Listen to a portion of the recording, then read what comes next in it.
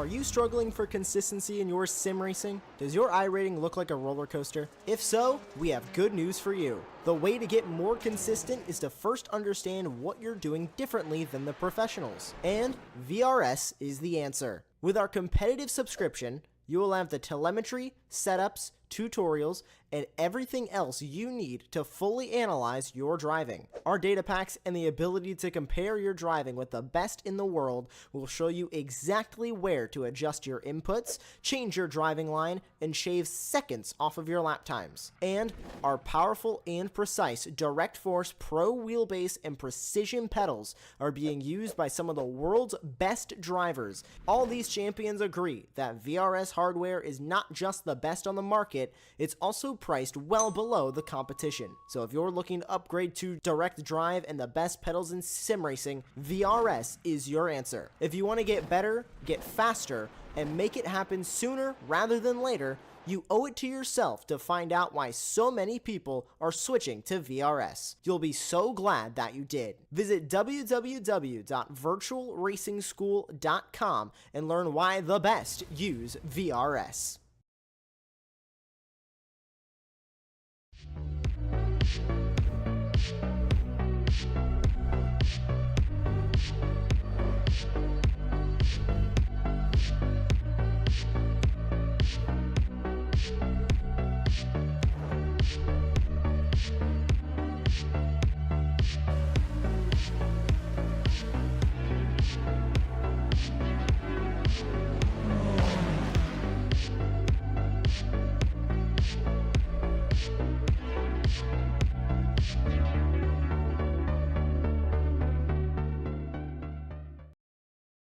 Ricmotech, high-performance sim racing equipment.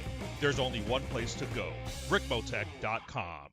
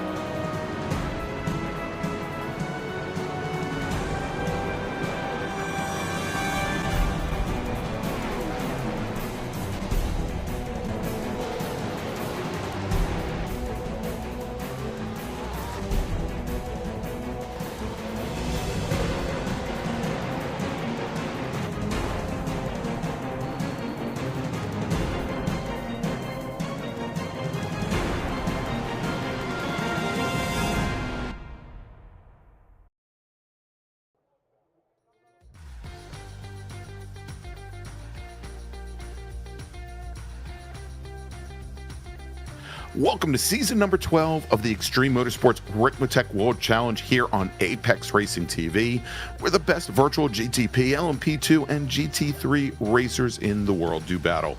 I'm Greg Ginsburg, and joining me in the announce booth, as always, is Larry Lefty McLeod with Jonathan Grabowski working behind the scenes to give you all the best wet views of tonight's 90-minute run to the checkered flag.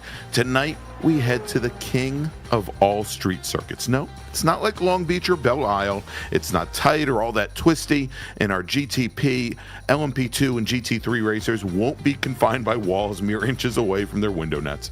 And it's actually a combination of both public roads and purpose-built road course. Tonight, our combatants will be able to properly stretch their legs of their sports car steeds, as they'll have 8.5 miles to think about their next lap's strategy. Both speed and endurance, as we have our second and final 90-minute race of the season, will definitely be put to the test here at the Circuit de la Sarthe, better known as Le Mans. So good evening, Larry, and welcome to perhaps the ultimate track for the World Challenge. 8.5 miles, almost 40 turns, and do I see a little precip in the air and on the ground tonight? Yes, we have dampness in the air. This is going to be interesting. The first time in any of the Extreme Motorsports Ricmotech series, we've got rain falling down, and these drivers know what to do, but some of them have started to figure it out as we start to see qualifying coming through. But this is going to make things interesting. We'll get to the whole weather forecast in a minute and how this is going to go, at least what we think. I mean, we're no good at actually predicting anything, let alone the weather. No. But we can try. We can talk about it, but we'll get to that in a little bit. But yeah, I'm just excited that there is definitely some moisture there. Drivers have to sort this out. And as you can see on screen, as we're watching Ben Rose, it is slippery. Yes, indeed it is, Larry. And so when we go to Le Mans each season, we do things a little bit differently in qualifying. We typically, for most rounds of the World Challenge, give our drivers the ability to they give them 4 attempts at setting a fast lap, and we ask that they do it within 15 minutes because of this 8+ mile behemoth that we call the Circuit de la Sarthe. We actually give them 20 full minutes in order to put those 4 flying laps in. And of course, tonight with that precipitation, we expect that the qualifying lap times are going to be perhaps a little bit longer than they normally are. As we can see there, Leo Dragota from Orion Race Team having a little bit of a challenge there coming through some of the final corners. But Larry, obviously, as we can see, the dampness here, and our drivers have been practicing all week. When the organizers for the World Challenge were putting together and deciding where to go and when to race in this season 12 of the World Challenge, the drivers pretty unanimously said that they wanted to have at least one wet race on the schedule, and so here we are. Yeah, why not do it here at the granddaddy of them all here with this massive course and all the challenges it would normally bring? Sure, let's throw a little bit of rain in, but maybe it's just fitting because in real life, in a 24-hour Le Mans race, you're likely to get dampness anyway. You may as well do it here. And I think this will be an interesting test of everyone, test of their setup, a test of their skill, their predicting how well can they track the weather, and then strategy when it comes to tire choice. When do you come in for dries versus wets? All that's going to play out tonight. This will be interesting. Yeah, indeed. And so the hour-long or so practice that we had before we went on air tonight was it was raining pretty much the entire time, Larry. And up until about 10 minutes into this 20-minute qualifying session, it was as well. And it looks as though the rain has stopped falling, but the course here, as you can see, with all the rooster tails coming off the back now of Josh Chinsky, who is currently our 3rd fastest LMP2 car, there's still a lot of water on the track surface. In looking at the weather reports, we don't think that it's going to be rain. It's going to rain anymore during the 90 minutes of this race of the round number 5 in the championship. But that's perhaps makes for the most challenging racing, Larry. That as the wet goes down, and many of these drivers, of course, came out on the wet tires, how much grip is there as the track just becomes a sheen of water and slick? Yeah, just watching that as things continue to change here through qualifying, watching the lap times drop. In fact, as we've got the camera there on Bobby just finishing his 4th lap at a 3:45. His first lap, I believe, was up around a 3:54. So a lot of time dropped from first to last. And here we've got a camera here on Taj Edwards, one of the Orion Acuras, and you can see he's provisional pole sitter right now at that time. He's laid down a 4:20. So everybody's finding time here, and it could cost you in qualifying if you can't nail that last lap. If it turns out that's the fastest one, as we're in drying conditions right now. That's right. And, the big question, I think, Larry, is as this race goes on, is it going to be damp enough that do these drivers go out and start the races on the dry weather tires, or do they go out on the wet tires? And we know that because of this 90-minute race, most of these cars would have to pit twice, or they have to do a lot of fuel savings in order to eliminate a second pit stop. If they have to change tires, it really could complicate things and really throw some big monkey wrenches into the pit strategies for some of these racers. But as you mentioned, Bailey Petrowski going to the top of the leaderboard for the Invictus team. It's Temerit? You tell me, Larry. How do we pronounce it again? Invictus Temerario Corsa. There you go, who are all running a special livery here this evening. Yeah. And we'll look at those. And it's basically a flashback to, I think, last season's Ferrari liveries and how well their hypercars did at Le Mans last season, or last year for the 24-hour. Josh Chinsky, our fastest LMP2 machine, with Carson Cushman, who 2 weeks ago, Larry, was his initial outing here in the World Challenge and took a win in his debut. So a great run we saw there from Carson.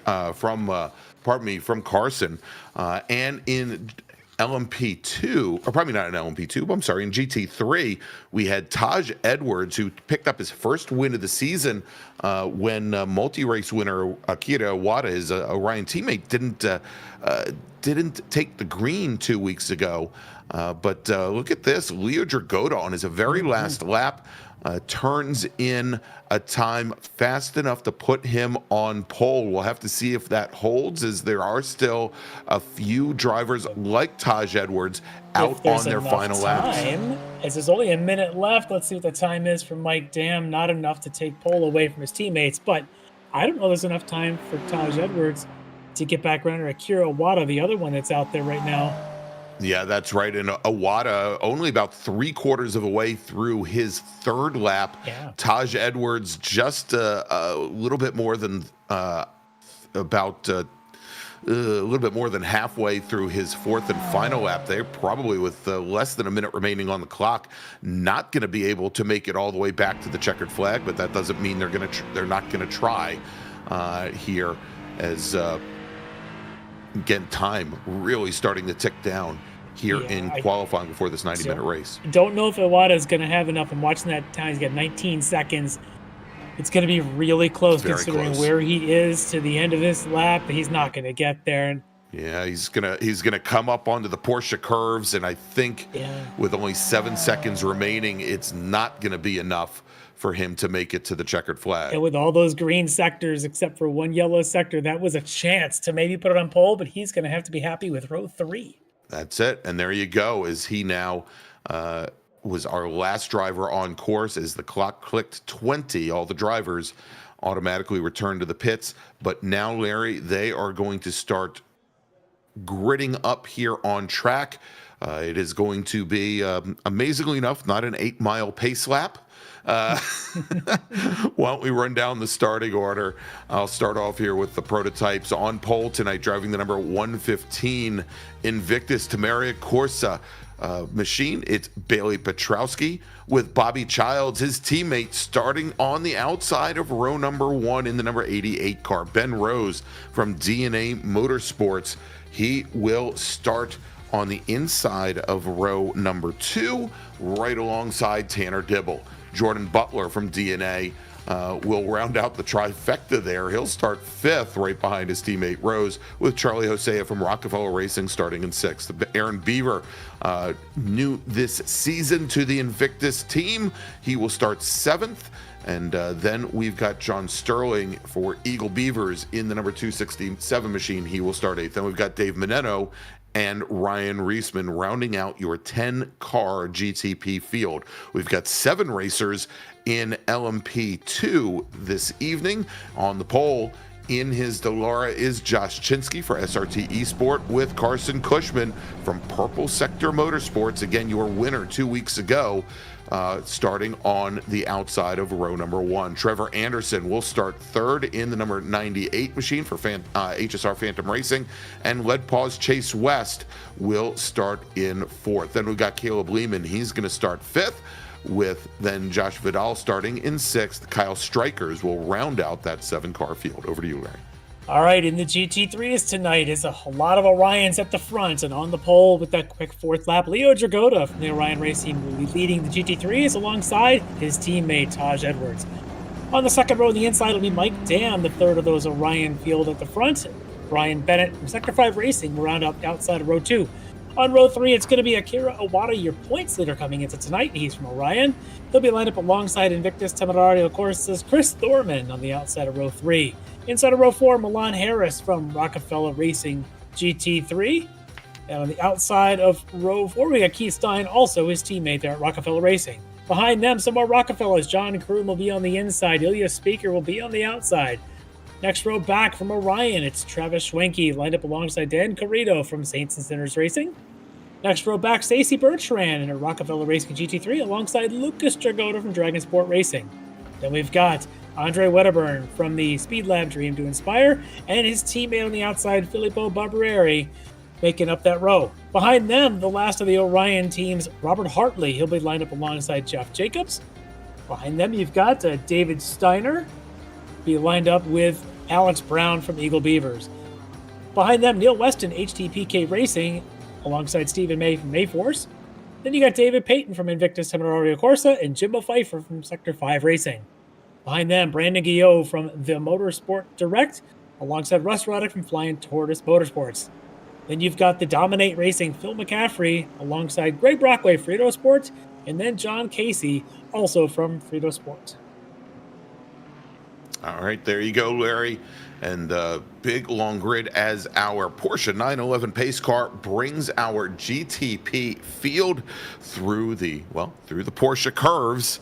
And they'll be hitting that Ford chicane in the final corners here in just a moment. And we will get racing here at the Circuit de la Sarthe. And those two Ferraris, the teammates have locked out the front row. This is pretty impressive. Bobby Childs and the teammate Bailey Petrowski leading the championship.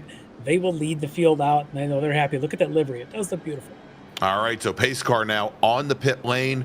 The field now will form up 2 by 2 as they come to the front straight, waiting for our live starter presented by the SCCA Foundation to give the green flag. And there we go, to command to start, and we are underway here, Larry, at Le Mans as our front row, Bailey Petrowski, Bobby Childs in their Ferraris roar away from the rest of the field. Tanner Dibble in his Porsche drops back just a little bit, followed by Bailey Petrowski, followed by Ben Rose with Charlie Jose and Jordan Butler. And Bobby Childs jumping out to an early lead, Larry, as our LMP2 racers now take the green flag as well.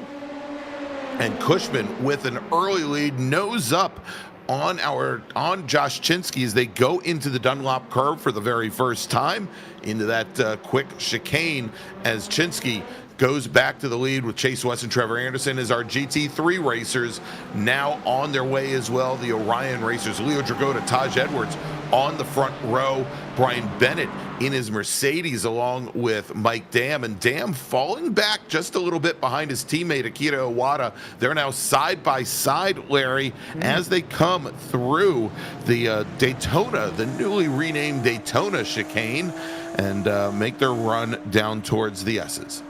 I'm really curious. We don't know for sure who might have started this race on wet tires, but you can see the skies are blue. There's a spray still on the track. I can't imagine they'd go around this place more than 2 or 3 times, and they would need to probably be on dries anyway. See who took the gamble and maybe can make this race without having to make that extra stop. Well, there you go, Larry. Right on the timing ticker right there on the left-hand side of the screen. Looks like almost everybody on a wet tire. Well, that's at least you've got strength in numbers. You know that you can't make the wrong choice. Everybody makes the same choice. Now it'll just be a matter of who comes in after maybe 1 lap and says, I'm ready to try it, or who decides to go the 2 laps. Because around here, it's not like Lime Rock where it's a 1.5 miles. You're around here every 45 seconds. Oh, no. It's 4 minutes around, and it is not an easy choice to make if you think you need those dry tires.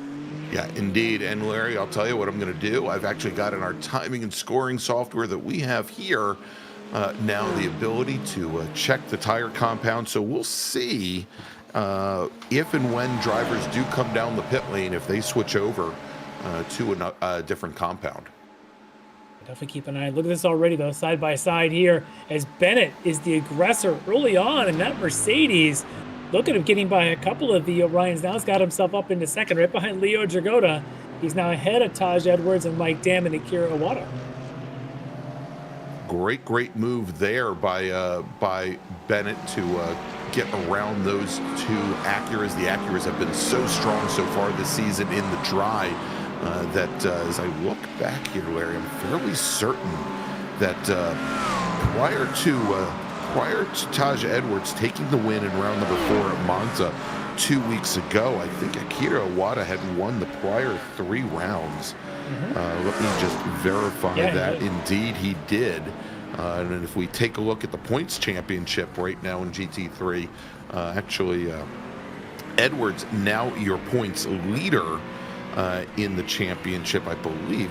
I think they've got one drop, which plays into Awada's hands because he was not available at the race 2 weeks ago at Monza. Right. So the best three still counts for Awada, but Edwards is hanging in there. Yep. Matter of fact, actually, I'm showing Awada up still by 11 points with the drops taken into account at the moment. Mike Dam third, and then Leo Dragotta fourth. And we can, there we go, bring those up. And you can see their top four, all from the Orion race team, all in those Acuras. And then we've got Ilya Speaker, who is running fifth in the championship right now for Rockefeller Racing. Ilya driving, what is he driving? A McLaren 720S. And we see Bennett doing well so early here. He actually, the last 2 rounds, didn't make it. So that is why he's down in points. He was a 4th and a 5th in the 2 rounds he did participate in. So pace, not a surprise. Oh, but we got a spinner. That's Wedderburn going sideways as he has continued to spin there right in front of Jeff Jacobs, it looks like. And that looks like we picked somebody else up as well. That's Stephen May, I think, just went to the wall right behind him. I think Ryan Reisman might have had an issue also, Larry, as I'm showing that he's in the pits right now. Yeah, well, Reisman, of course, as Dibble goes around, Reisman in another one of our prototypes is... Oh, there you go. And that's Reisman in the trailing shot.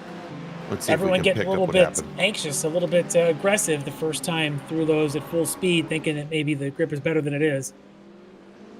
Yeah, I mean, especially since they're probably finding that the that's that hit. Big, huge hit. And if you see the shot of Reisman on camera there, it's like, oh, that was kind of funny.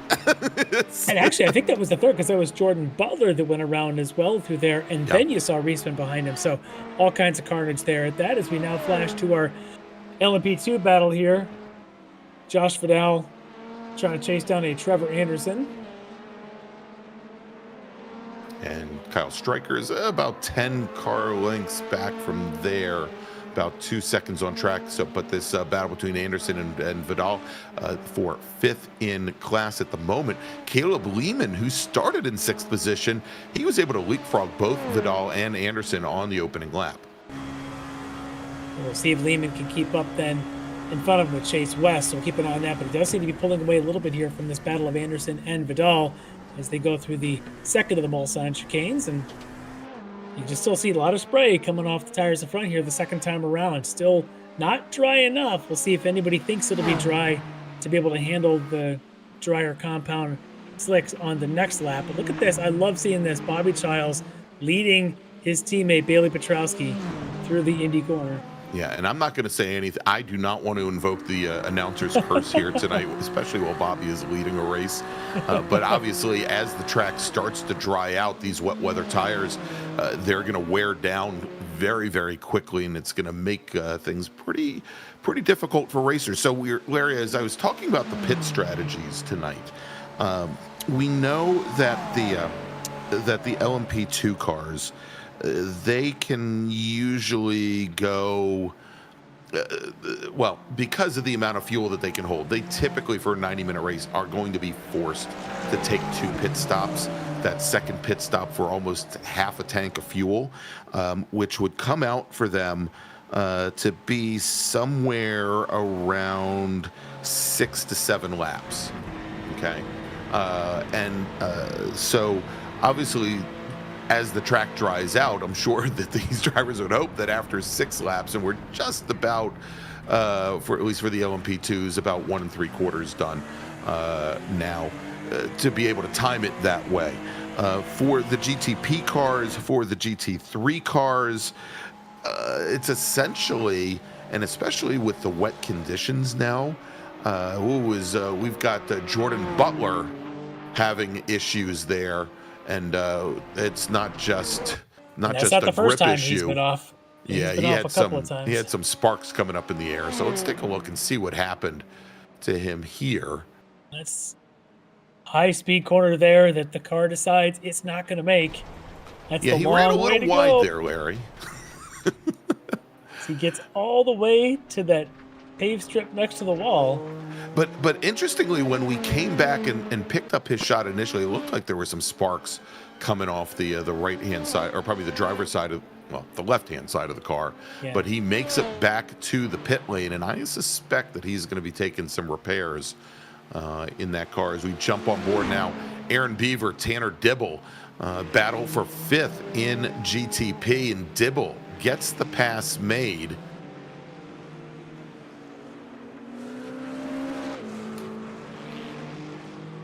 All right. As we're hearing a call from the stewards.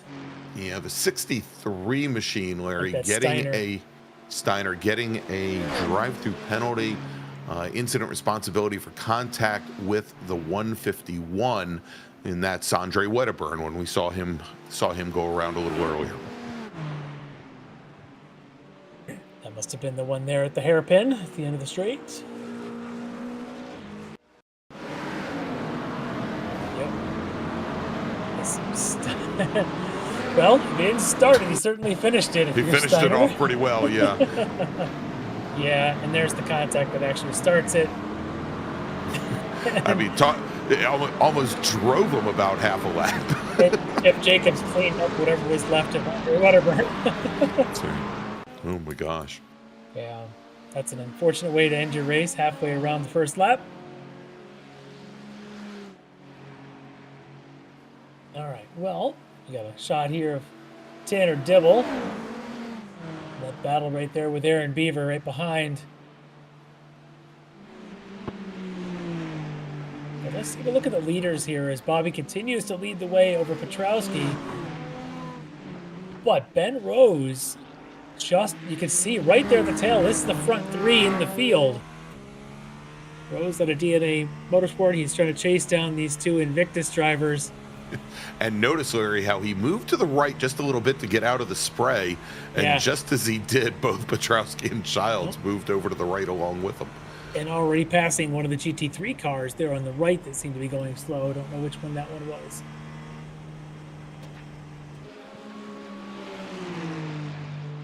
Yeah, we know that Bailey at one point had a nose ahead of Bobby. Bobby back in the lead, but I wonder for how long until Bailey decides he wants clean air and maybe a clean windshield. Look at the view here. All that spray.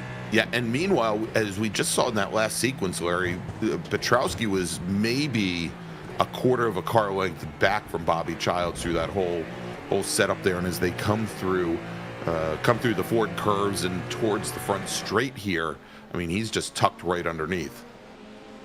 Well, he could be doing a couple things. Obviously, here he would like to see some clean windshield, but he may be able to save a little fuel behind Bobby. And if he can get one extra lap out of it, that could be quite a bit come the end of the race. Let's see if he makes a push here. He does come up alongside.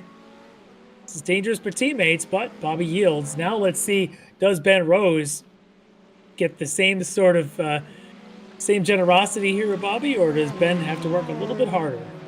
Now, remember also, Larry, as of 2 weeks ago for round number 4 at Monza, there were some additional balance of performance changes made to almost every one of the GTP chassis with the exception of the Porsche. We had horsepower cuts for the Acura, BMW, and Ferrari, and the Acura also had some additional weight, I think 6 kilograms thrown at it as well. Likewise in GT3, and it didn't seem to make much of a difference here, at least in the wet. Larry, the NSX got a half a percentage cut in horsepower, as well as a 6 kilogram weight penalty as well in comparison to the other GT3 chassis.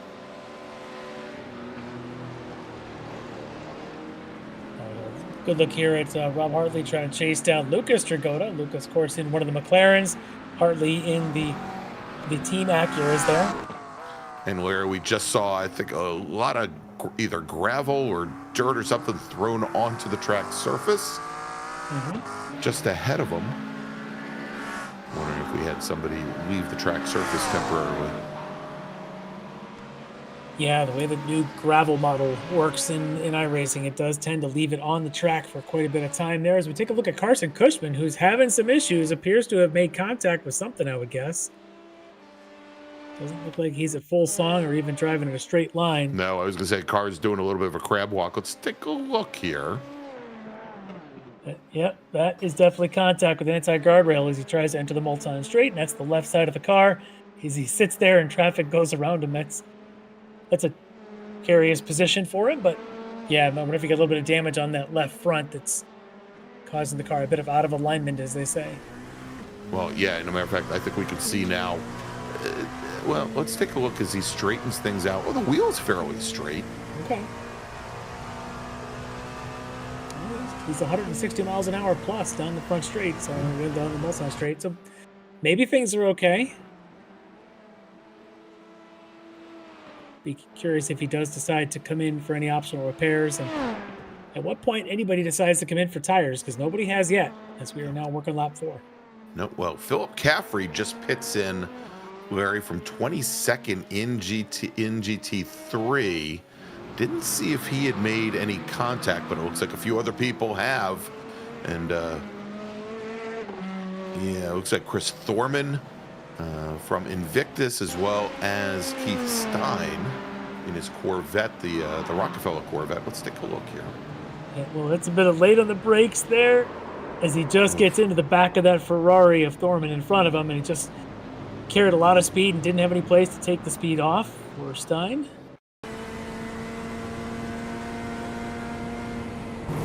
Yeah, you see him started losing it across the painted curb there and just never gathered it.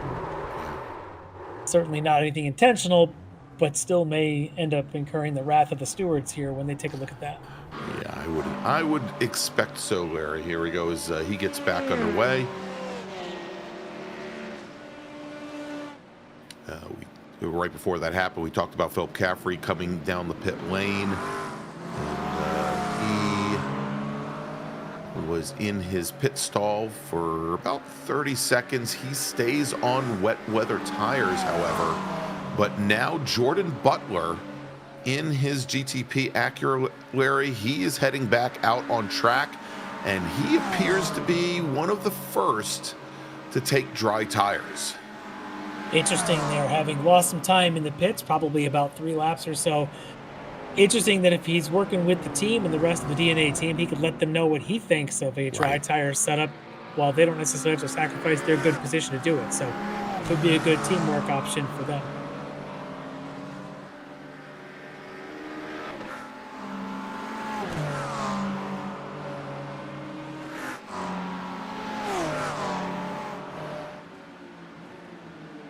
All right, let's jump up to John Kroom now in one of the Acuras, and along with his teammate there,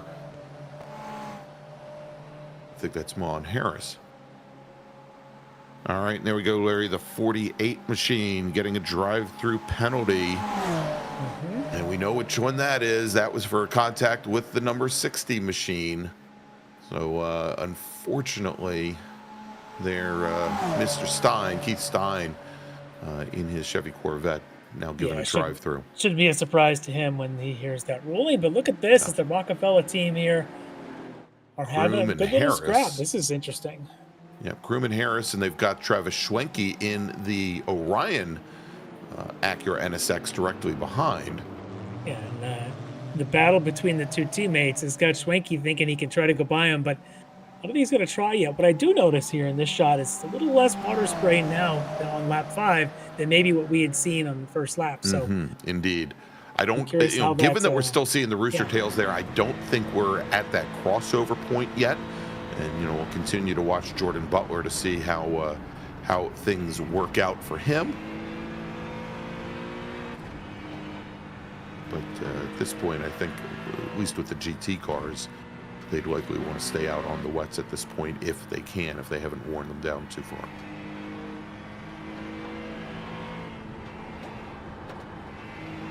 That's a wide run there for Kroom as Harris gets a pretty good acceleration now. Don't know if he's going to get enough of momentum to get him before the chicanes. All right, Larry, and as this is going in, as we're watching this, Brian Bennett just pits in from second in GT3, and I Interesting. wonder if he's going to be the first to Yeah. go to the dries. Could be. I don't know otherwise why he would pit this early, especially coming from the second position in the field. So we'll definitely have to keep an eye now on Bennett. Is what does he think? Now the drivers Indeed, have he's known, going to dries, Larry. He's already made Yeah. the change. the drivers have known for a while what the weather forecast I think was going to be. They could have possibly simulated this through test sessions where they stop the rain 20 minutes before the start of their session and see how long it actually takes to dry. Here Right. comes Charlie Hosea in for, well, what I would suspect might be tires as well. Yeah, and I'm looking over at the LMP2 field, Larry. Kyle Strikers, who's currently running 7th, he is also, well, he's had, I think, a couple of runs down the pit lane so far, but he is now on dries as well there in the 07 car. And we'll keep an eye on him and his SRT teammates. See, again, it looks like some of these larger teams have that option to come in. Somebody tries it and they can report back to the chat of how they think it's going. So keep your eye on Strikers and see what kind of pace he's laying down.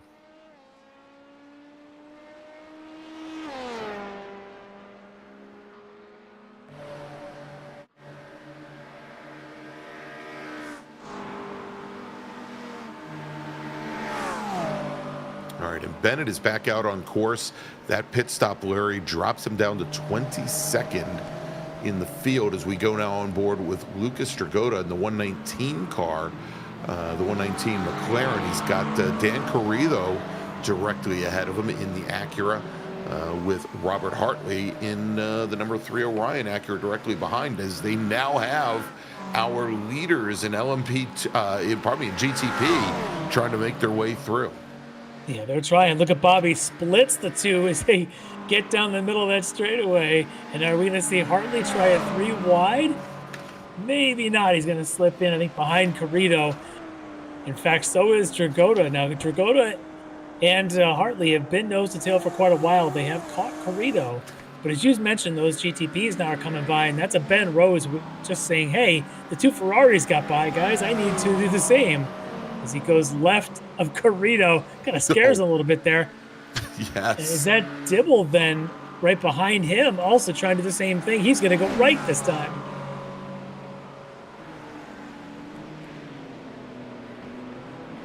Oh no, and that's Carrillo with a big slide coming into the hairpin. Did he save it? Nice recovery. Nice job. Wow. That's a huge save there. I thought he was a long goner, but nope. He's in fact still in front of Dragota. That's got to be disheartening if you're young Leo or young Lucas. Sorry. All right, let's see if we can get this either on board or let's. Yeah, so we're gonna keep an eye on Carrillo split. Oof. in the Acura, driver's right. So they come into the break-in zone. Now, did he get a little help possibly? I No. don't think so. It looked like Hartley was far. This is actually a bit earlier. This is going into the last chicane on the straightaway.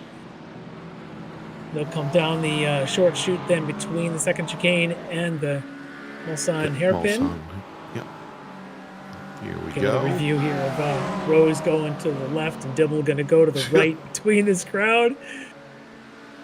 And Carrillo all the while is looking for an area where there is no spray.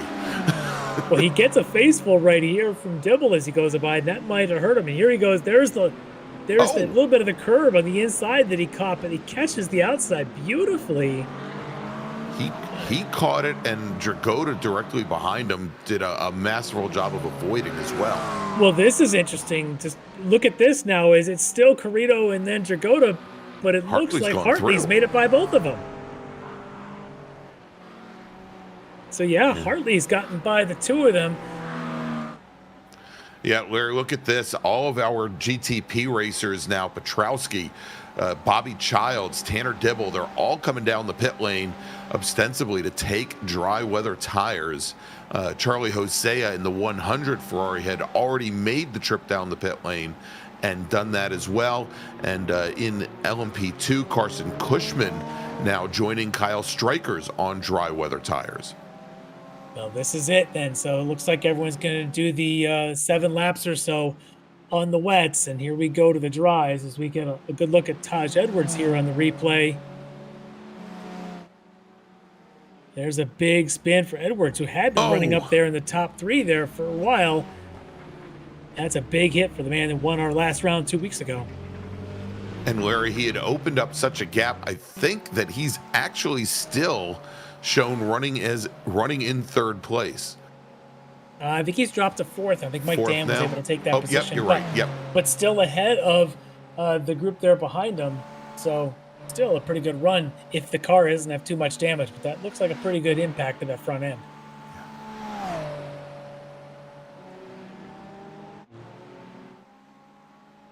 As the race lead gets handed then to Ben Rose, who did not pit. He's going to do another lap, at least one more lap around here, 8 more miles on the rain tires, while we saw the 2 Ferraris from the Invictus team come in for the dries.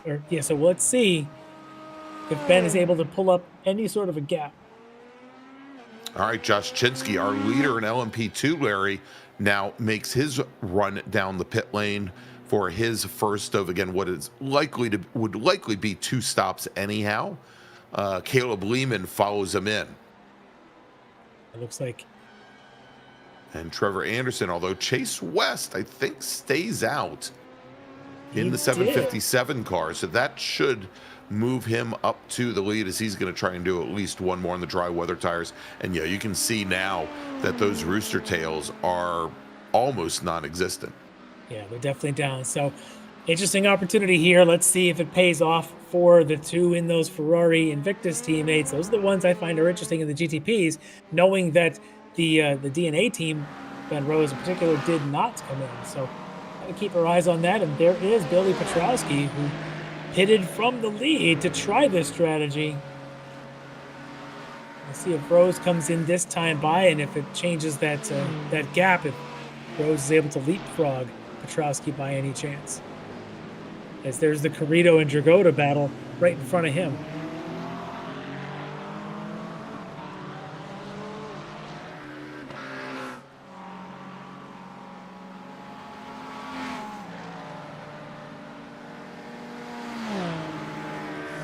All right, Larry, let's take a look. We saw where Robert Hartley got around the Acura and the McLaren just a few moments ago. Let's see how it happened. Well, that's how it happened. All the chaoses. As Corrido and Dragotta almost took each other out there. Yeah, but then about 3 corners later, the lead was about 4 seconds. So he continued that move, and you can see right here, he still has a bunch of a gap now as Bobby, on the dry tires, blasts past that battle of Dragotta and Corrido as he heads up the road to try and chase down. I assume the next GT3 he'll come across to be a Robert Hartley. Yeah, and there's Hartley just left the frame. And right behind Bobby is Tanner Dibble, who did pit as one of the DNA entries. So interesting that they split their strategies there, with Dibble coming in and Rose did not. Rose, however, stays out again, it looks like, on the wets. Yeah, I was going to say putting in another lap. I'll be curious here what the lap times of Petrowski and Childs look like. So the last lap for Rose was 3:41, and a little bit off of his, actually about a second and a half off of his previous best lap. So yeah, let's watch and see what the first full lap for Petrowski and Childs are like. Petrowski was a 3:39, 2 seconds faster. Bobby got stuck there behind one of the Rockefeller GT3 cars through the final chicane. But Petrowski is an indication that dries are faster. 39.0. About a half a second faster than Ben Rose's 39.6. Yeah, but Larry, I think that 39.0 it wasn't his last lap, because this was both he and Bobby just ran their out lap. I think that 39.0 was when he was on the wet. Right. So we'll take a look and see what it's like this lap, this time by. Yeah, and look, you may be right there. Look at that sectors. Actually, I see the first sector for Rose 32.9, Petrowski 33.0. So actually, Rose may be on the better strategy here in staying on the wet tires a little bit longer. So while everyone else seems to be going, it's always tough to buck the trend. But Ben Rose right now willing to take that gamble, and so far so good.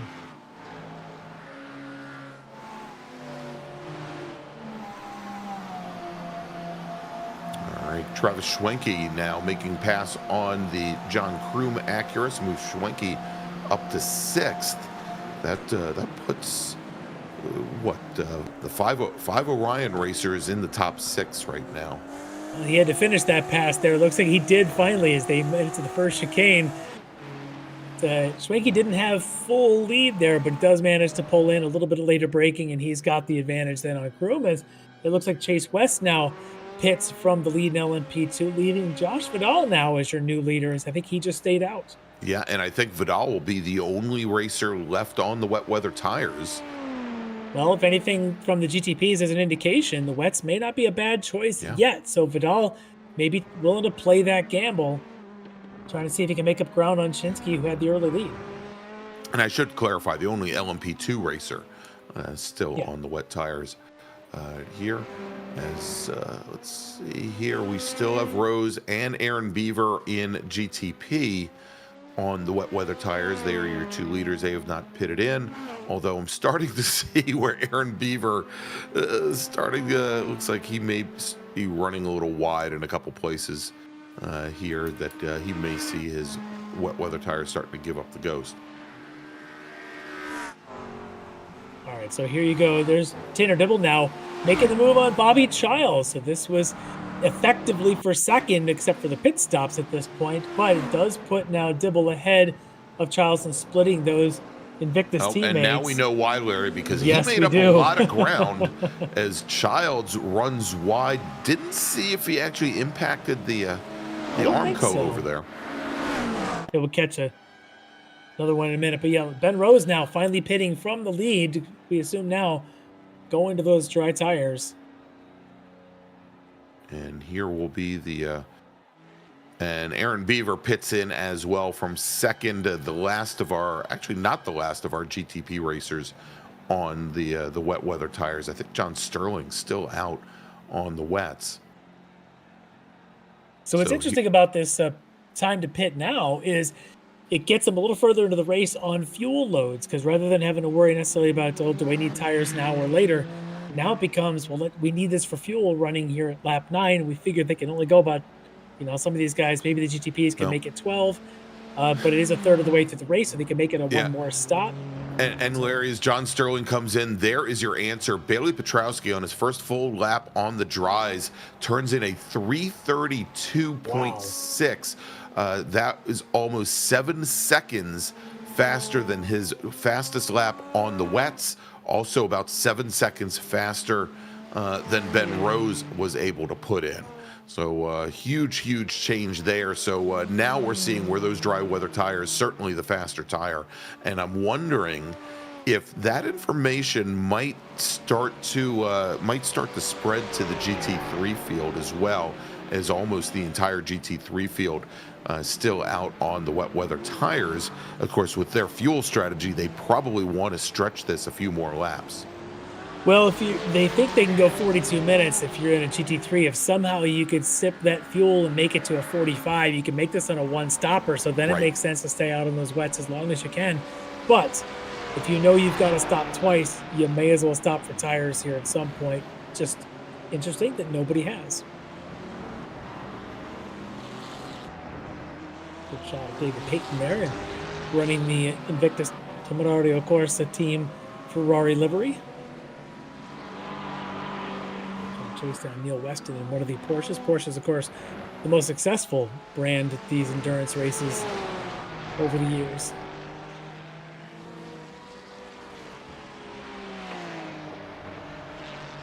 And not much spray coming off of those tires now.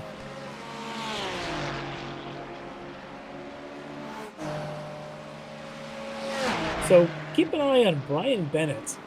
Remember, he was the first GT3 who did stop. His last lap was a 4:08. Everyone else 4:11s. Yeah, so almost, and it's a low 4:08, Larry, that he's lapping about 3.5 seconds faster than any of the other GT3 cars. So the only question now is, Brian Bennett is going to have to stop another time for fuel. That's for sure.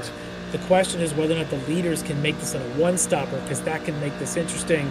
Stopping right at the 45-minute mark if it works based on lap count, or do they have to stop and still need to make a second one at some point down the road? So Bennett that early stop for him, the gamble may be paying off, but it's a slow payoff. So the interesting thing, Larry, and I think that these calculations were provided to us based on dry weather running, is that it would essentially have to be for the GT3 cars a full load of fuel plus an additional 4 gallons.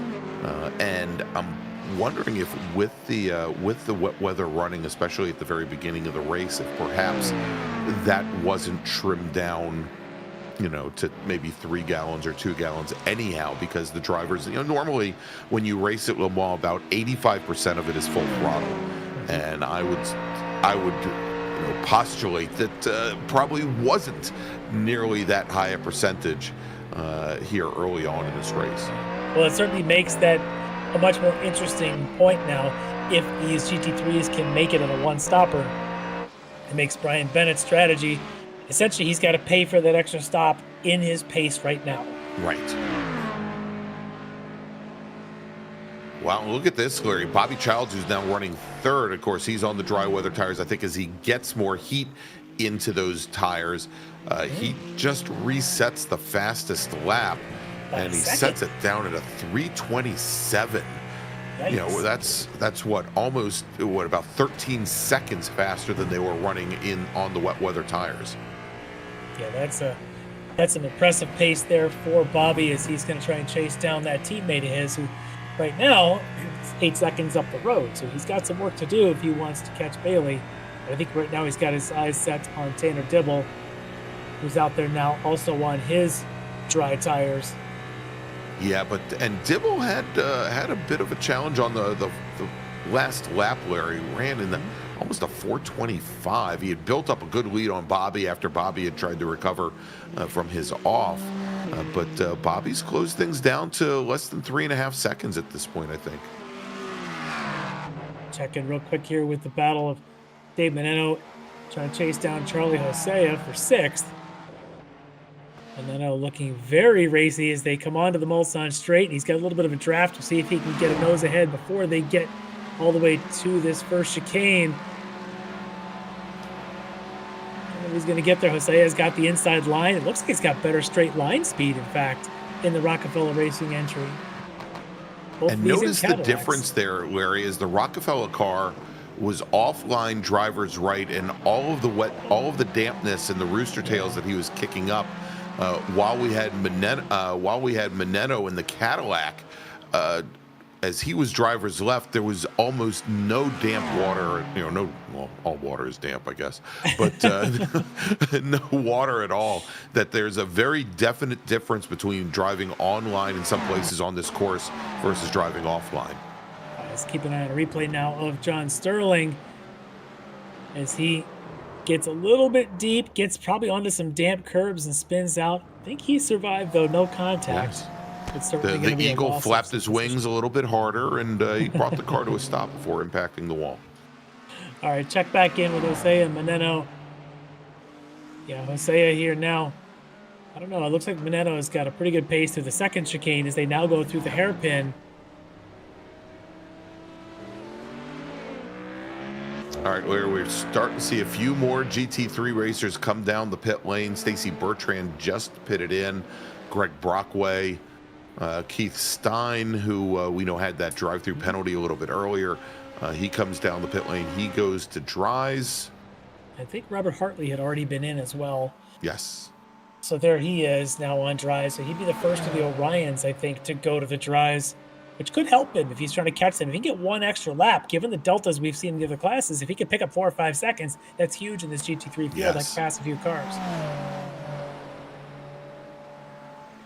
There's Lon Harris trying to hold off at Travis Schwenke. These guys are all still on wet. These guys are all still thinking they can make it on a one-stopper. They've got to probably go another 5-6 minutes if they think they're going to make it on one, which is at least another lap for these guys. Probably 2. 2 laps puts them right around 8 more minutes. It should be right at the halfway mark. I was going to say right about the halfway mark. But Larry, before that happens, let's do this. We're just a little bit past the top of the hour here. Let's take a quick break. We'll thank some of our partners and pay some bills. You're watching the Extreme Motorsports Ricmotech World Challenge here at the Circuit de la Sarthe. We'll be right back. Ricmotech high-performance sim racing equipment. Whether you're just looking to have fun, train for race day, or become a serious esports competitor, Ricmotech has you covered. Hundreds of name brand parts. Support from experts that love sim racing. Trusted by the pros. There's only one place to go, Ricmotech.com.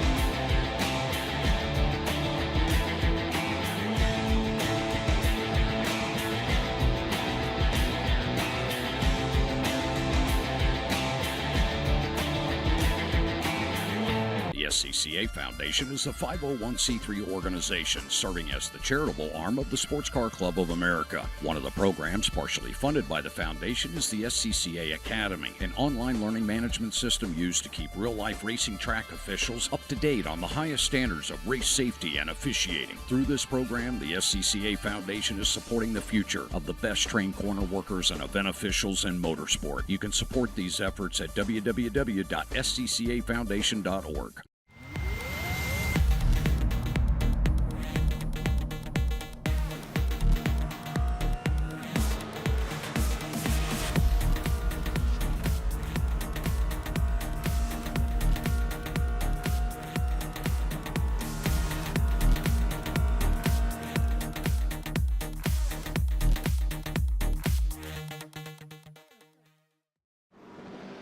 The search is over.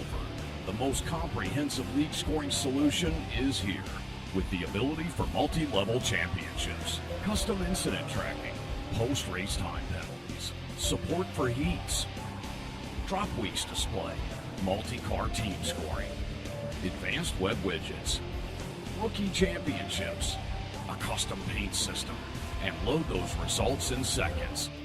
Visit extremescoring.info today. Ricmotech high-performance sim racing equipment. There's only one place to go, Ricmotech.com.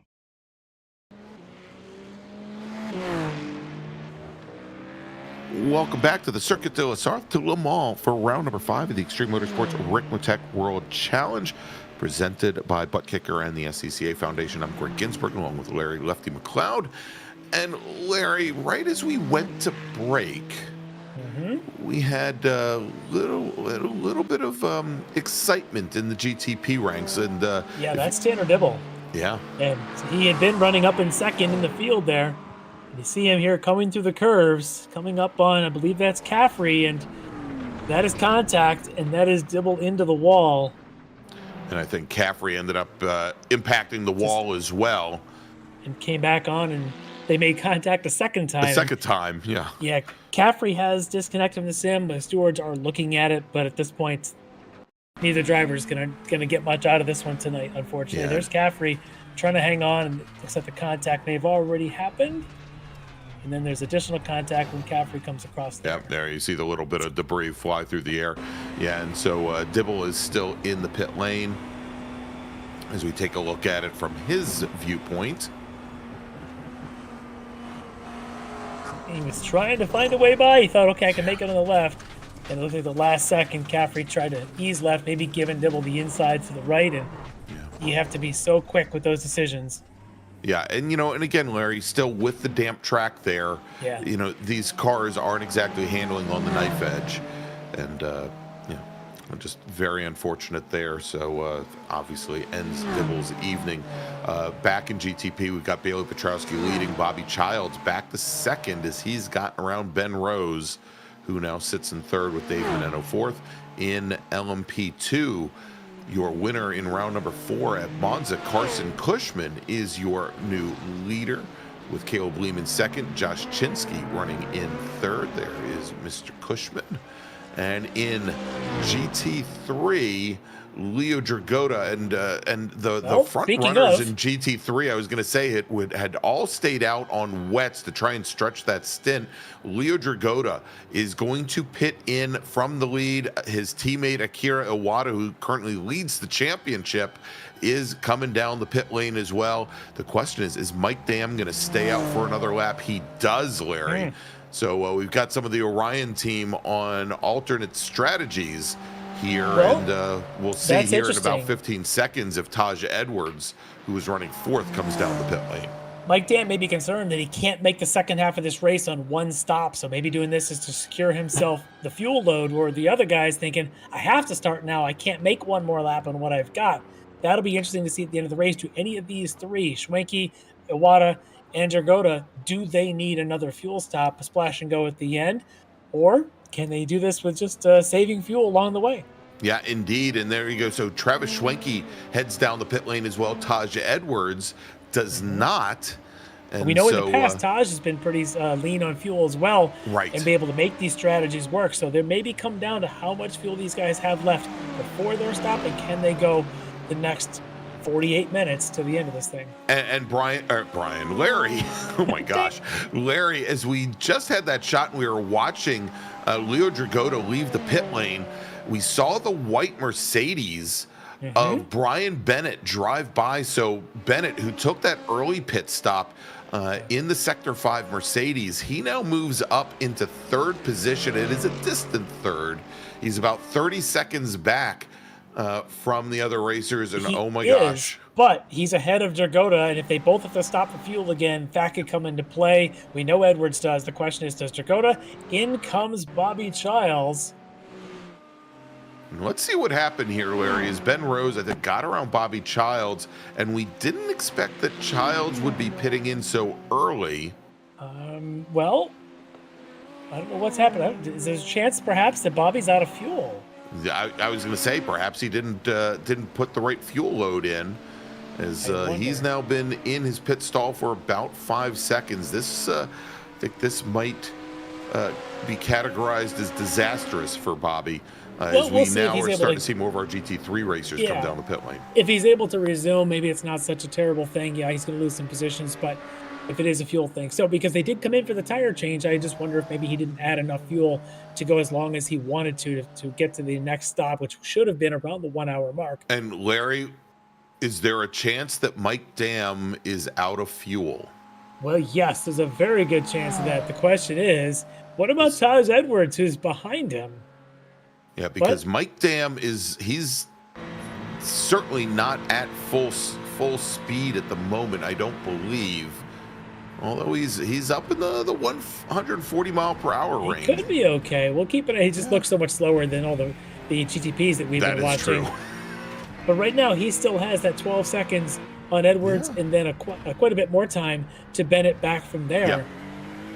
So I think we should expect to see both Taj Edwards and Mike Dam stopping this time by. The question is then, where will they be relative to Dragota, Iwata, and of course Bennett, who's 3 seconds ahead of those guys, having done the earlier pit stop? And Larry, I think we've got the answer. We've got Bobby Childs in the chat, and he says he got too greedy in Indianapolis. He's got 6.25 minutes of repairs. Well, in a 90-minute race, that's not that bad. We'll see if Bobby does resume once he's got the repairs. It's only about 2 laps.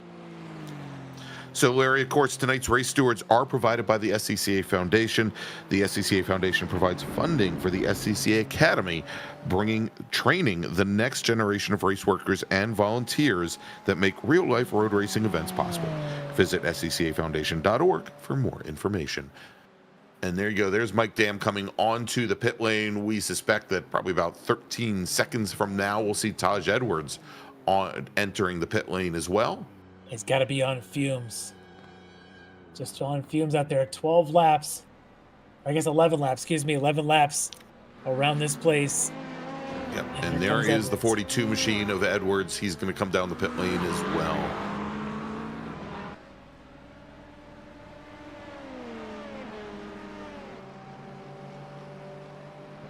And so there's Brian Bennett, who should now for the time being, move up to the lead.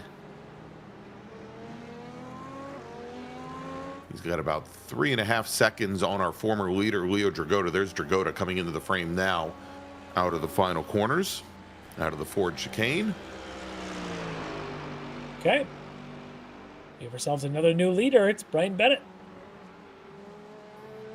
And of course, the question we have is whether Bennett is going to have the fuel to get to the end of this race.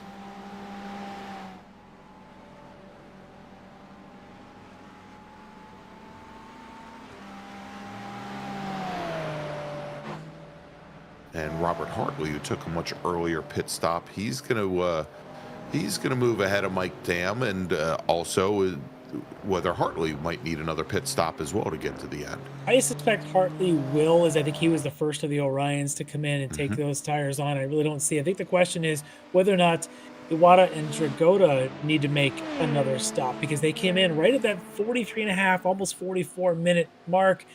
That's so close to the 45 number. But as we just saw, Mike Dam came in around the 48-minute mark. So odds are, maybe, perhaps, oh, look at the big slide there from Lehman. But I do think in the GT3s, it is possible for those two Orion drivers, Dragota and Iwata, to make it to the end. All right, so Larry, as we're watching Caleb Lehman, seeing if he can eradicate the 2.5 up to our leader, Carson Cushman, let's take a look at the point standings currently after 4 rounds in LMP2, where we've got Josh Chinsky, currently your points leader. He's got just 2 points over Caleb Lehman, who's running second in the championship currently. Chinsky with 1 win. Oddly enough, Caleb Lehman, although he doesn't lead the championship, 2 wins so far, with Trevor Anderson running third in the championship currently. Anderson is 11 points back from Caleb Lehman, sitting in that 3rd spot, with Avon Dorsey from Rockefeller just a few points back from there. Yeah, those teammates at the top, SRT Esport, really dicing it out. The rest of them just trying to keep those guys honest, as we've got a pretty good camera shot right there of Lehman. And right behind him, I think that is Chinsky, isn't it? Chinsky, yeah. Yeah. So there you go, your 2 championship leaders, essentially nose to tail right now on the track. And obviously it's going to help Cushman's campaign quite a bit, even though he missed the first couple races, and he's going to have essentially an extra 0-point race compared to the other racers after the drops. But this is it would certainly help him if he can pick up another win. Keep an eye on these LMP2s as well, because they all had slightly different pit stall times. So we know they all came in at different times for tires. The question is, who's got the fuel loads, and when do they need to come in for that second fuel stop? Yeah, and again, we know that even if it was dry, that all of the LMP2s would absolutely need to pit twice, that they wouldn't have the ability to do fuel savings to get to the end. Yeah, the question is, are they able to do it on one more stop, considering the timing for that first stop? As we take a look here, as Cushman finally lets that GTP on by, but now the battle ensues of Cushman, Lehman, and Chinsky. They'll get to go on the Mulsanne essentially together as they all get around Russ Ruddock here through the opening curves. And that GTP car, that's Jordan Butler in the 72 Acura, who had his issues early on. Oh, big slide there, it looked like, for Cushman. Lehman's going to take that position. It's now going to move Lehman to the lead in the 819 car. Chinsky just out of any sort of draft that he might be able to sniff behind them, but with this first chicane coming. Look at the draft here, Larry. Yeah, that's exactly. If you can get within a second, it's there at 170 miles an hour. And the challenge here in the wet is, once you pull up in the draft, you want to drop back because you're worried about locking up the brakes inches off the car in front of you. And a little bit wide, gets to the grass there for Just couldn't Cushman. get the power down. Gave Lehman an opportunity to duck to the inside and take that position. Still about 1.2 seconds then to Josh Chinsky then behind him. You can see him in the shot there with, looks like probably Ben Rose behind them. Yep. Cushman takes a quick look to the inside. just a bit of a look, but he doesn't want to slow down Lehman too much because that'll give Chinsky a good opportunity to maybe get in the draft. And it's getting closer. About 1 second now separating Lehman to Chinsky in third. And Bent Rose might just give Chinsky enough of a draft to close this all the way before they even get to the final turnaround. Oh, especially if these two go through corners side by side, and you see it there. Like that. Yeah, the compromised turn-in point there for Lehman. Chinsky, though, I think didn't get the run he wanted, having to deal with a GTP car going on by. And now Cushman's going to try and drive in behind Rose. Oh. And closing the door is Caleb Lehman. Cushman now in front. Oh, look at this. Wow. And here comes Chinsky. You can see him in the background. That is a lot closer than he was coming out of the hairpin. Yes, it was. As he closes things down to less than a second now, only about 3/4 of a second. Let's take a look at that move again, Larry. Just the amount of grip that there was for these cars around that corner is just stupendous. So Cushman here, an aggressive move to the inside. It's a little bit, he gets the position, and that might have been enough to make sure that even late on the brakes that he could hold that. Yeah, and I think a lot of that also, looking at that, Larry, you noticed how Lehman got out of the throttle fairly early there. Yeah. And you know, not really conceded the corner to Cushman, but I don't think Lehman wanted to take that corner from the outside and be that far offline, because just probably knew that there wasn't going to be the grip there. Well, here they are, 1, 2, 3 in that order in class, coming across the stripe now. We start their 15th lap, finishing their 14th now.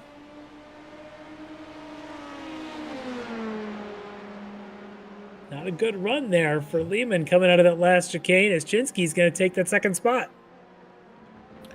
And Larry, in what might be the first person to blink in LMP2, Kyle Strikers just went down the pit lane, and looks like he is going to now take additional fuel. And that makes sense now with 35 minutes left in the race. That should be good enough to make it to the end. So all these guys now breathing a sigh of relief. They just know they all have to stop additional time. Strikers, I think, was the first one who came in for tires. He was. Right. Yeah, he was the first of the entire 7-car field. Look at this. A run now for Lehman around Chinsky. Looked unusual. Chinsky had a bit of an issue there turning onto the Mulsanne straight, but they're swapping positions, or they're just playing a bit of the draft leapfrog game.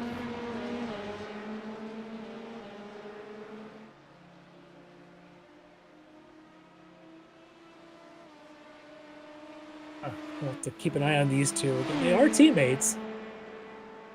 So I'm Larry, sure they're talking to each other. Here's an outlier, and I'm finding this weird, and perhaps it is an issue with our timing and scoring system. I'm showing Neil Weston in the number 6 Porsche as still being on the wet tires. And I'm looking to see if he has made, and I believe he's already pitted once. He did. I just wonder if perhaps he didn't change tires.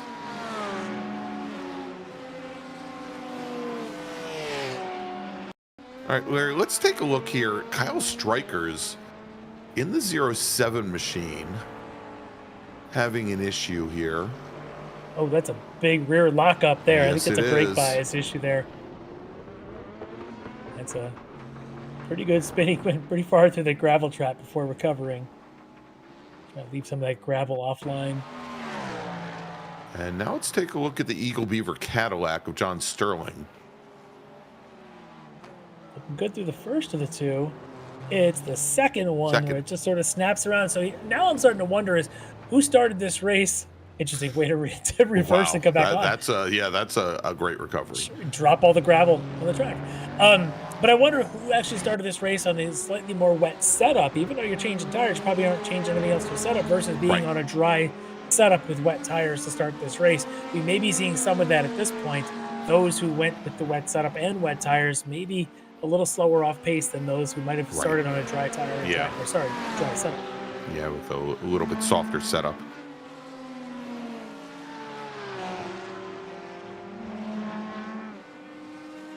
And Larry, for each driver's championship point earned during the season, it will count as an entry into a drawing after the finale at Daytona, where the winner will be presented with a Butt Kicker Gamer Plus package valued at $279.95. To turn up your immersion in your sim rig, visit thebuttkicker.com. As Carson Cushman now pits in. And looks like he's going to go, and he's going to be the second one to blink here and go and get enough fuel, which should take him to the end.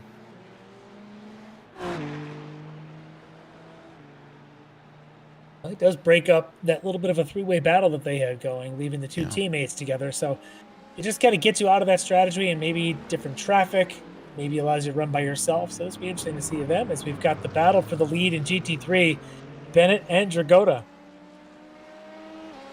And I was wondering also, Larry, as we had that car we just saw come down the pit lane, the LMP2 car, if there was going to be enough time to throw another set of dry tires on, or whether it really even matters given the short amount of running that they've had.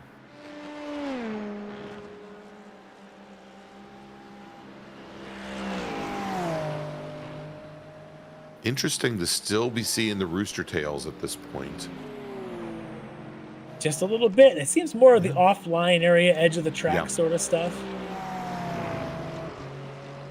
For the most part, though, it looks like it's under control. Just maybe some areas could have a little bit.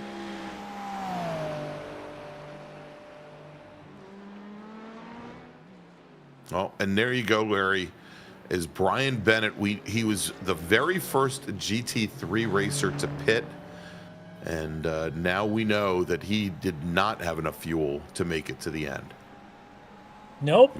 Now the question is whether or not Iwata and Dragota can, as those two were the earlier ones for the Orion team versus the Mike Dam, Taj Edwards, who were the last ones.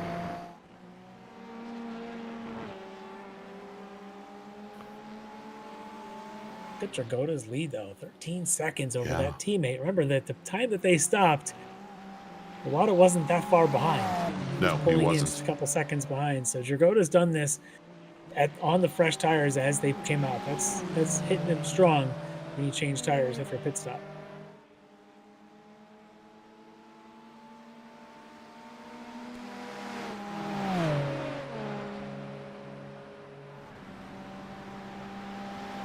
All right, Bennett's going to rejoin, and Larry, it looks like he's going to rejoin likely in 8th position.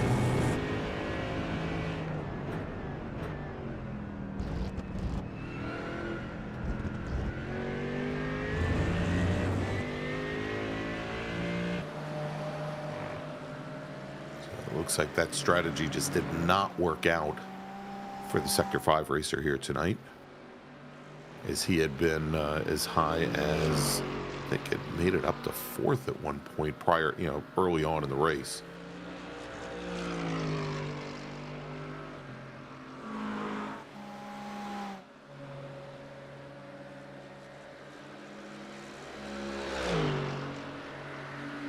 See if he's able to make up any ground at this point now, depending on those in front of him if they have to stop any bit earlier, but let's check back in with the race leader, Bailey Petrowski. Going that Ferrari around pretty quickly these days. Last time around a 324 compared to Dave Manetto's 320. So Manetto currently running third. Yeah, and Larry Manetto is heading to the pit lane as well. Yeah, likely for his last stop. A little bit of fuel here, but quick on the way in. Yeah, there's Lehman and Chinsky pitting in from the lead in LMP2. I think it's one lap later than we had seen just a moment ago, right, where Cushman came in. And so Cushman is still about 45 seconds back. His pit lane transit time, if we're going to try and judge what Chinsky and Lehman do, was about 1:15.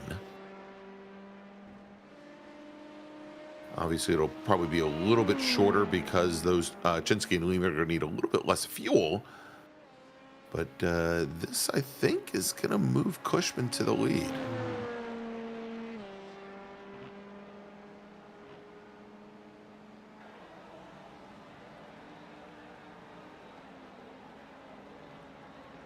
There's Cushman. Well, both Lehman and Chinsky are leaving their pit box now. Yep, this is going to be close because Cushman's going down that front straight at the same time. See if the SRT team has the advantage. They do have an advantage. Look at that.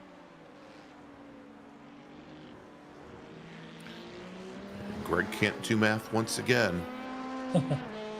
113 on the pit lane transit time for Lehman, 112 for Chinsky, and Cushman was at 115. So there you go, about 2 seconds saved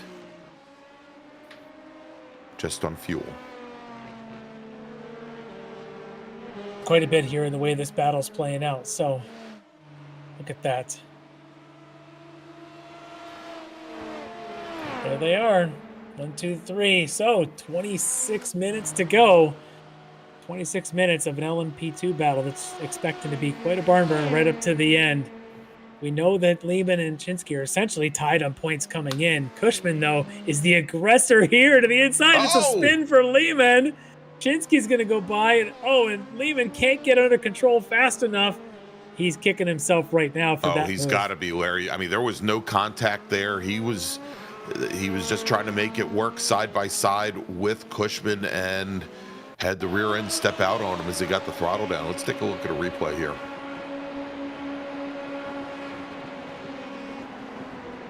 Yeah, just being the aggressor to the inside there for Cushman forces Lehman into a line he just wasn't comfortable with. I don't know if there's perhaps some debris out there, maybe a little bit of water still out there. Maybe not as grippy as he was hoping. Maybe it caught him a bit off guard, and now he's going to be playing from behind. 8 seconds he lost because probably a little bit of red mist flow, a little bit of anger there, having done that to himself really to get going again. So he's going to have to hope for something in front of him now as it's a two-man battle for the lead in LMP2.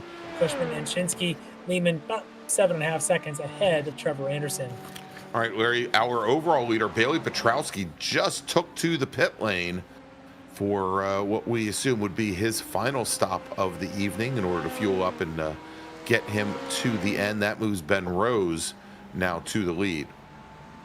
Should note that Ben Rose has only pitted once, so we will likely see him at least one more time on the pit lane. At least as the lapped Bobby Childs goes around him. Bobby a few laps down, having pitted for his incident earlier. So now the battle, Petrowski and Meneno. Meneno probably too far back from Bailey to do much. Meneno has made his final stop of the race as well. So it's just a matter of Ben Rose now. When does he make that last stop, and where does he come out relative to Petrowski and Meneno? That's right. All right, so here is the battle for the lead now in LMP2. Now a two-car fight, and it is Carson Cushman in the purple number 10. It is Josh Chinsky trailing there in the number 18, the Lara.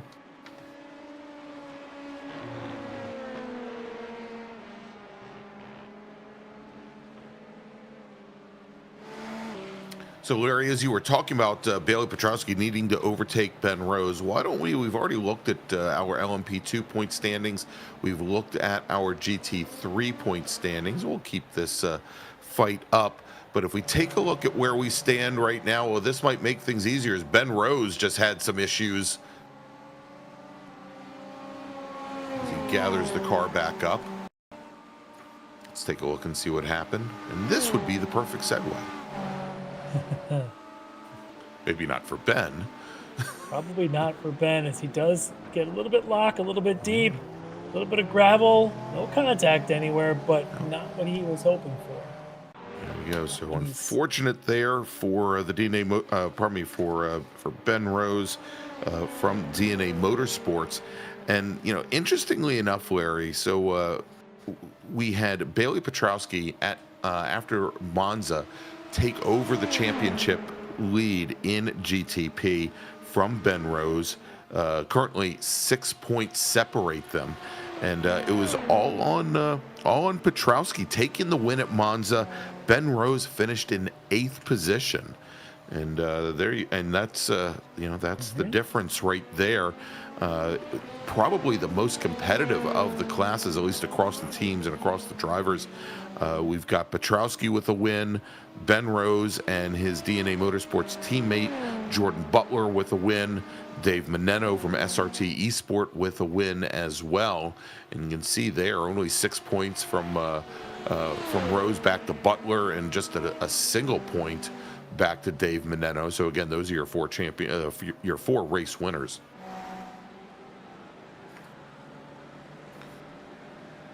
Travis Schwenke now coming down the pit lane. Yeah, that's interesting, Larry, because again, he pitted in on the same lap as Mike Dam and as Leo Dragota.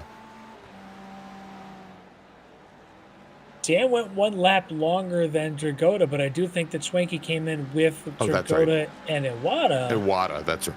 Which makes me wonder if Iwata and Dragota are going to be facing the same thing that Schwenke is right now. But there maybe is not Dragota. Enough fuel to the end. Nothing decided yet. 21 minutes on the clock. And the question will be, do we end up with 1 extra lap? Remember, sometimes at Laguna Seca, 2.5 miles, nobody cares. 1 extra lap. Around here, 8 miles. 8 miles? Yeah, a lot of care. extra fuel. Yes. And interesting, Larry, so Travis Schwenke, talk about a splash and go, only in the pit box for 10 seconds, whereas most of the other drivers that we've seen come in, like Brian Bennett, who we saw come in for a second pit stop a little while ago, was in the pits, in his pit stall for about 26 seconds. Of course, that was probably around 3 laps ago, 3-4 laps.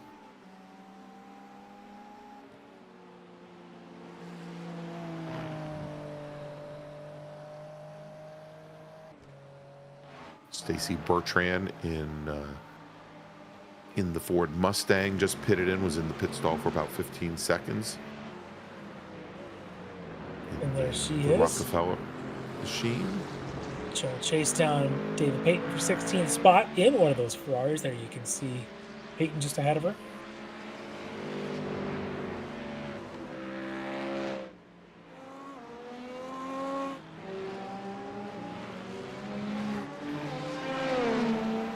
Here we go, back to this seemingly never-ending fight for the race win in LMP2, Larry. Yeah. With Cushman in the purple 10 and Chinsky in the black with red, number 18. And there you go, Chinsky pushes up to the lead.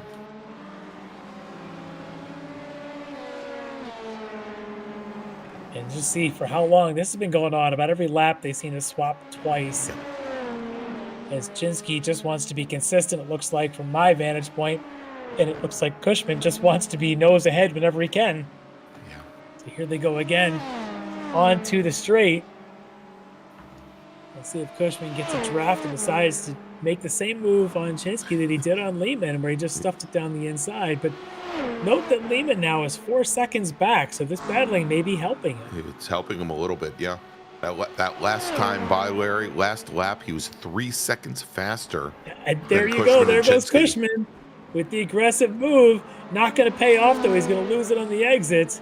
Yep, as he pushes wide on exit, and as they come out of the chicane, Chinsky back to the lead.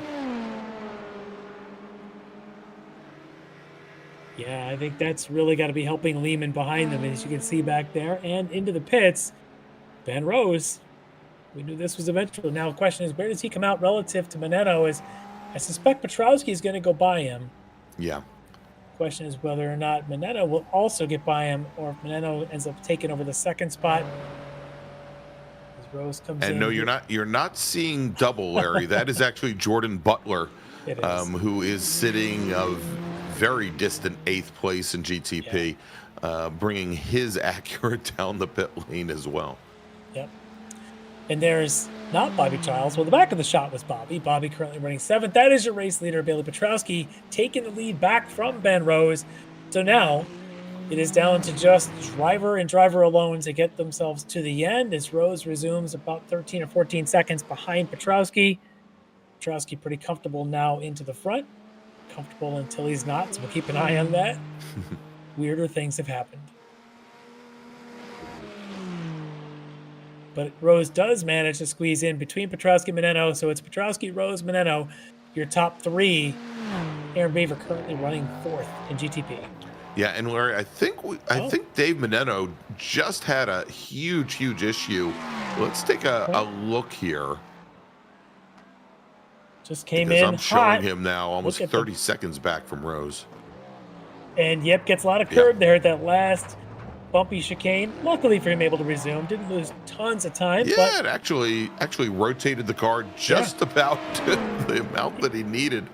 There look at as this. he went right over that alligator This curb. is not a replay. This is the same thing. Cushman and Chinsky going at it again. Cushman continuing to want to be in front. Chinsky's like, all right, I'll play. Lehman saying, you guys keep fighting. I'm 4 seconds back. I think we could do this. I got 17 minutes to get there. Yeah, Lehman again knocking time off of and they're going to catch a GT3 coming into the final set of corners here. Can they get by it? Maybe one, maybe both. Well, he's going to force his way through there. That is Stephen May. Yeah, and Chinsky dropped back a little bit, and it looked as though he had dropped back far enough that I didn't think he was going to be able to get around May until maybe after the final 4 chicanes there. And wow, that was a really as close to a dive bomb as a dive bomb I think can be by Josh Chinsky. Yeah. Well, Lehman now 3 seconds or so back from these guys, has to follow Stephen May and the McLaren through that chicane. It's not going to help him, but 3 seconds or so, 3.5 now. It's exactly what he would like to see, is that number getting smaller and smaller with now 15.5 minutes on the clock, and that could be as much as 18 or 19 minutes depending on where Bailey Petrowski or the race leader is at the time that clock strikes 0. All right, so this is what Lehman sees. There's a whole lot of tarmac in between him, a whole lot of French countryside here between he and the battle in front of him, and right now that battle is Chinsky behind Cushman. I do wonder if Cushman's running a little less downforce because he seems to be a little quicker in the straights.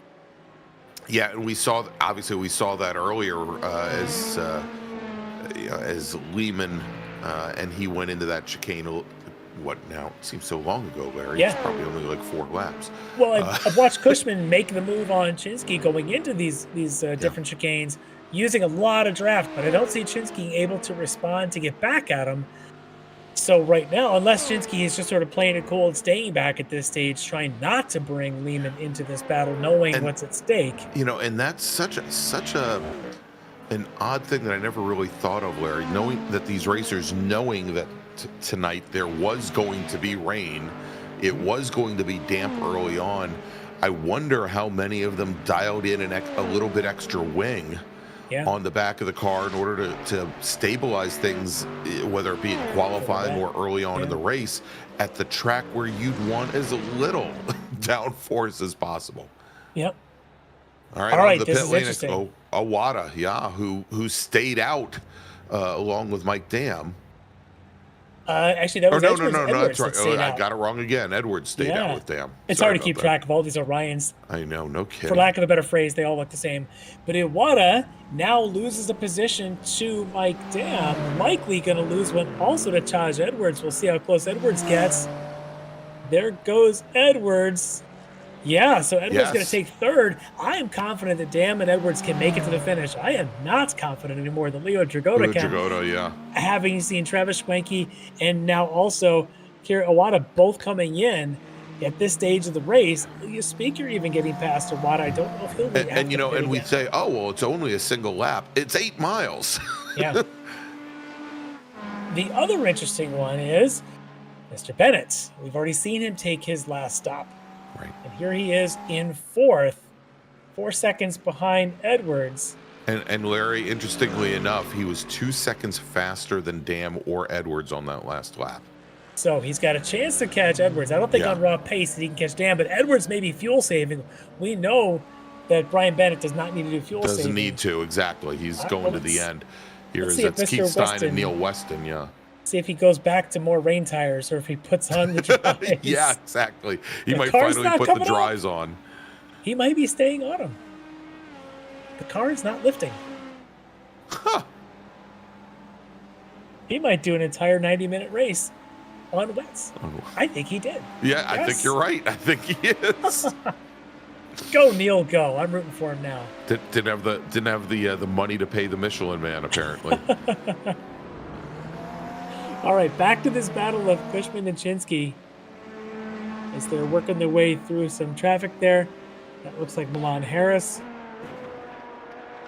They're now about 2.5 seconds ahead of Caleb Lehman. So even without as much fighting that time around, Lehman was able to take some time away there. So let's see if Lehman can get past Milan Harris cleanly onto the straightaway. Look at this. Chinsky not gaining on Cushman or Chinsky saving fuel. I don't know that he needs to as much. Certainly not as much as the GT3 guys do.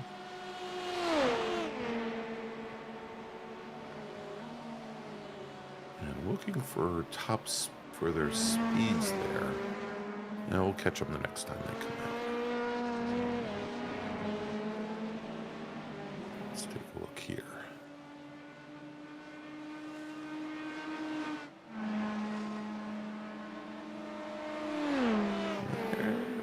Pretty similar on pace. If anything, right there, Larry, Chinsky was about again, using the draft, was maybe 2 miles an hour faster than Cushman ahead. Well, you can see Chinsky not going away yet.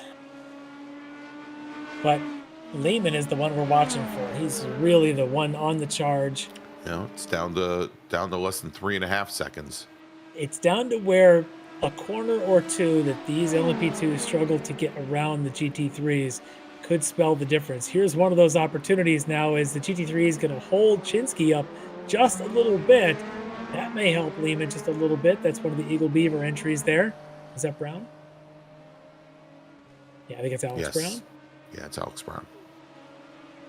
Again, Lehman gets a good exit though, and you can see these guys 2.7 behind them or so, or 3 seconds behind them.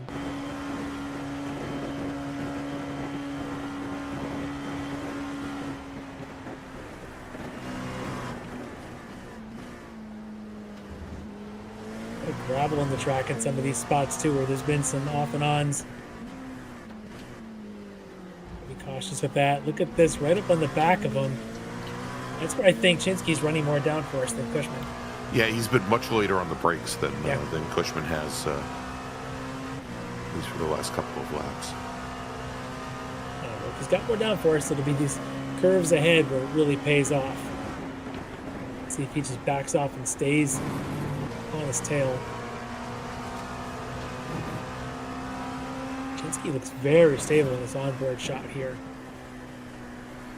Yeah, economy of movement in the hands, very smooth. Very tidy.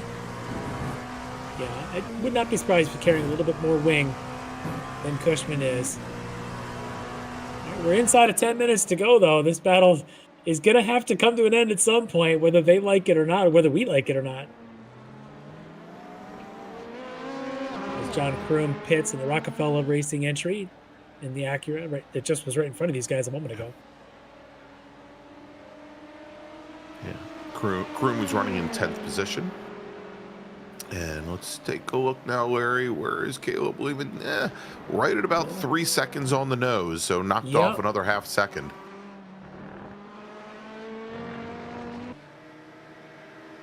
The real question is, where will Bailey Petrowski be when the clock strikes midnight? Because he right now will dictate how many more laps we get. I'm trying to figure out, Larry, is this Cinderella or is this Snow White?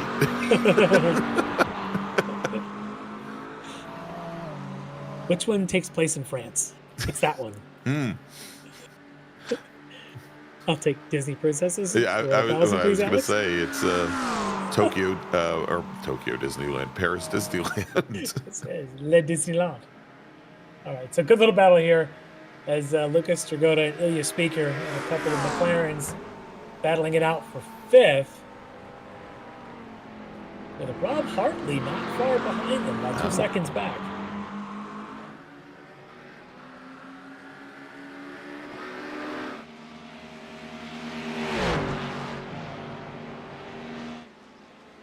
Jeff Jacobs in the 38 Ford and David Payton in the Invictus Ferrari. Stunning livery from paying homage to Ferrari at the 24 Hours.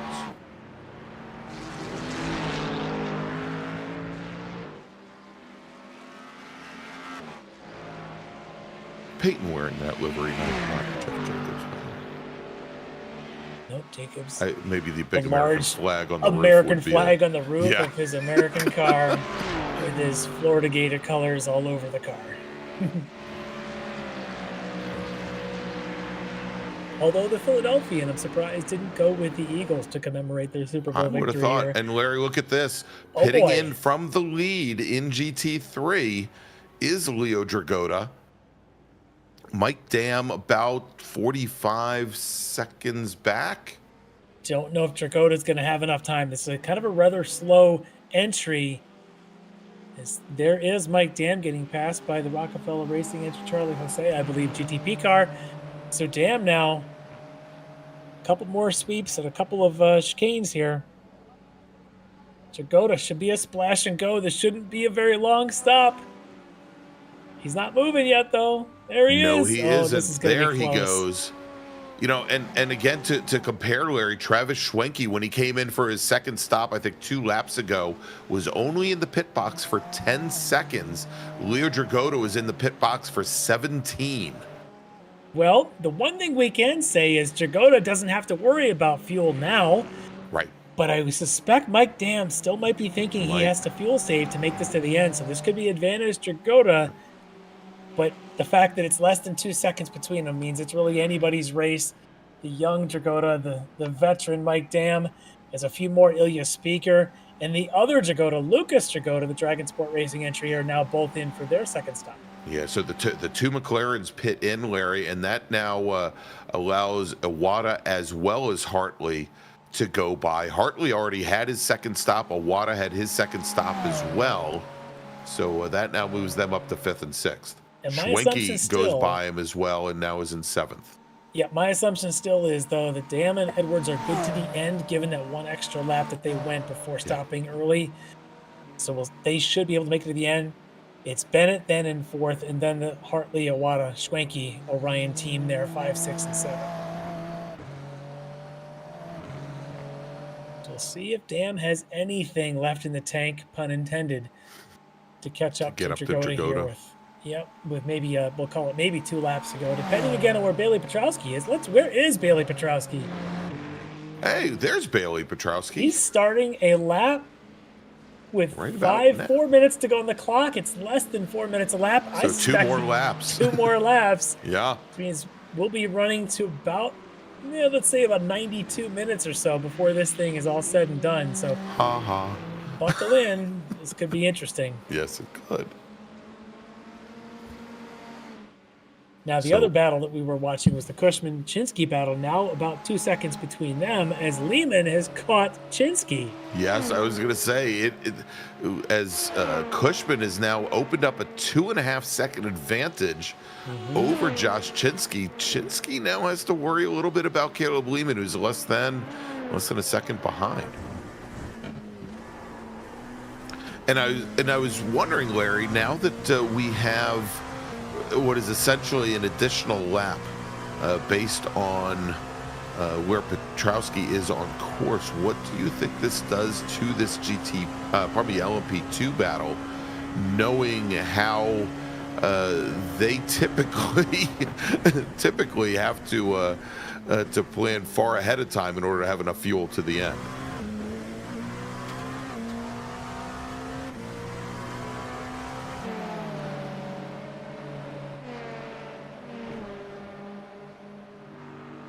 Look at the traffic now, though, as Chinsky's catching to the back of Iwata. And they should have a Hartley in front of him. Hartley up ahead. And then a Corvette. Trying to see which one that is.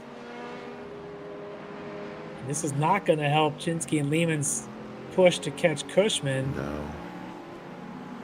Casey there in front of them in the Corvette.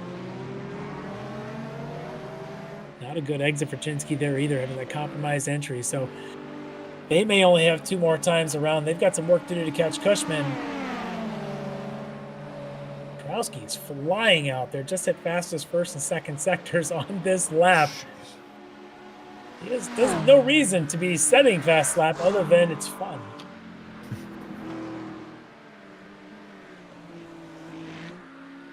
Goes through Indianapolis. That was where Bobby had his demise, so Bailey may want to take some caution. Bobby might say, hey, watch that left-hander. Oh, Lehman's around Chinsky.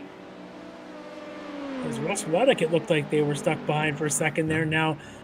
So Lehman back to second, 2.5 seconds in front of him. It's Cushman for the class lead. Likely last lap here. Is this white flag coming out?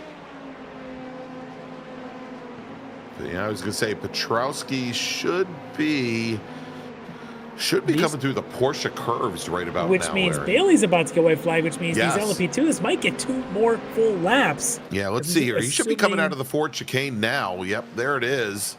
And I don't think Petrowski has got enough pace to catch the other LMP2s to end their race. So 2 more laps potentially of Cushman, Lehman, Chinsky. Petrowski, 8 more miles to go to claim victory.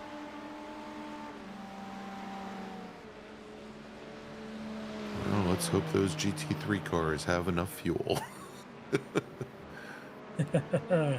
Yeah, if you're Mike Dam, Taj Edwards, you might be running your fuel calculations right about now. Yes. Yeah, Larry, right after you said, oh, there's no doubt in my mind that I was Dam and pretty Edwards will sure, make it but to the end.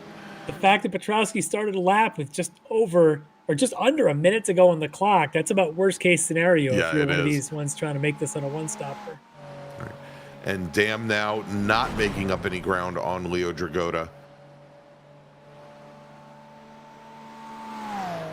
Larry, let's take a look here. I'm fairly certain that I Catch a just quick saw Mike replay. Dam. Well, I thought we saw him hit the proverbial wall. Yeah, may have been the actual wall, but Yeah. he may be trying to save as much fuel as he can by just making every corner as big as possible and just sort of rounding everything out, use little brakes, use little gas. But Yeah, he's still out there. So what was, Larry, a 2-second lead for Dragota turned into almost a 4-second lead for Dragota.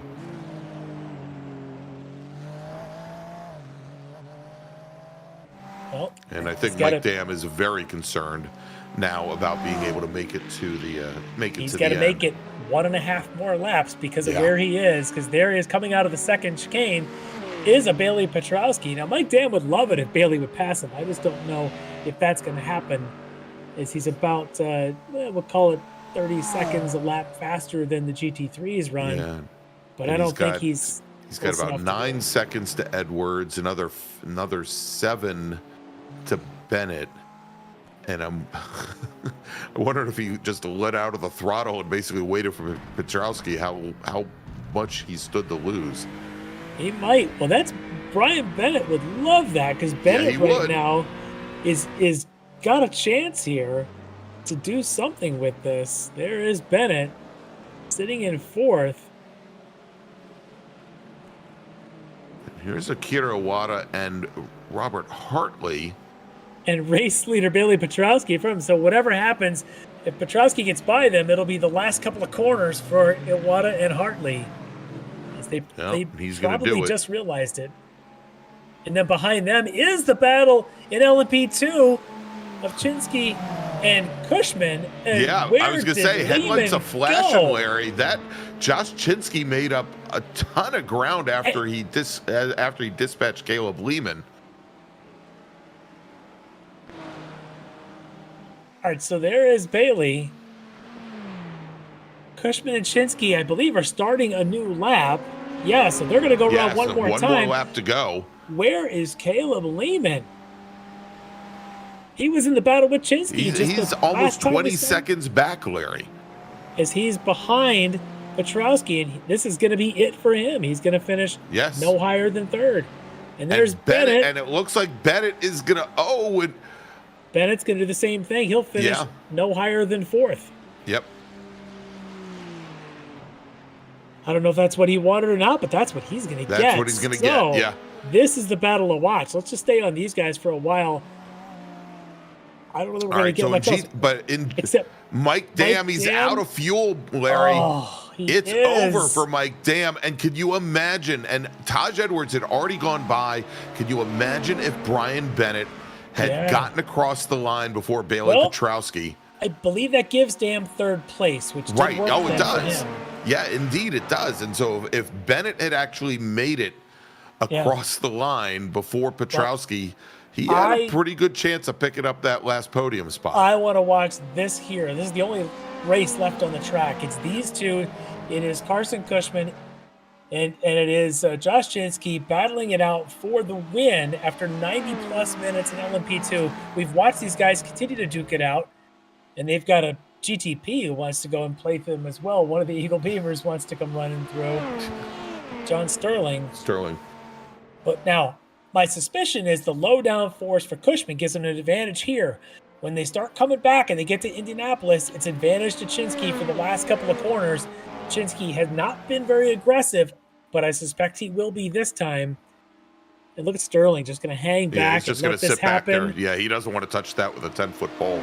Larry, you can see there is as Cushman opens up maybe another quarter of a car length to a half a car length. But now under braking, as we've seen for the last number of laps, Chinsky closes things down. Yep, that's exactly what will happen. Now they'll come up to these next set of curves. This is where Chinsky's advantage comes to him if he's running just a little bit more wing. Watch these guys. Good overhead shot now.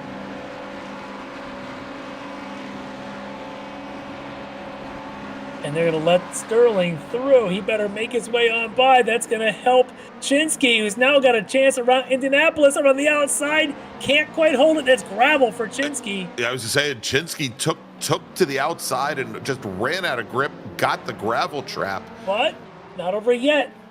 We've got Porsche curves, Corvette curves, Ford chicanes all ahead of us.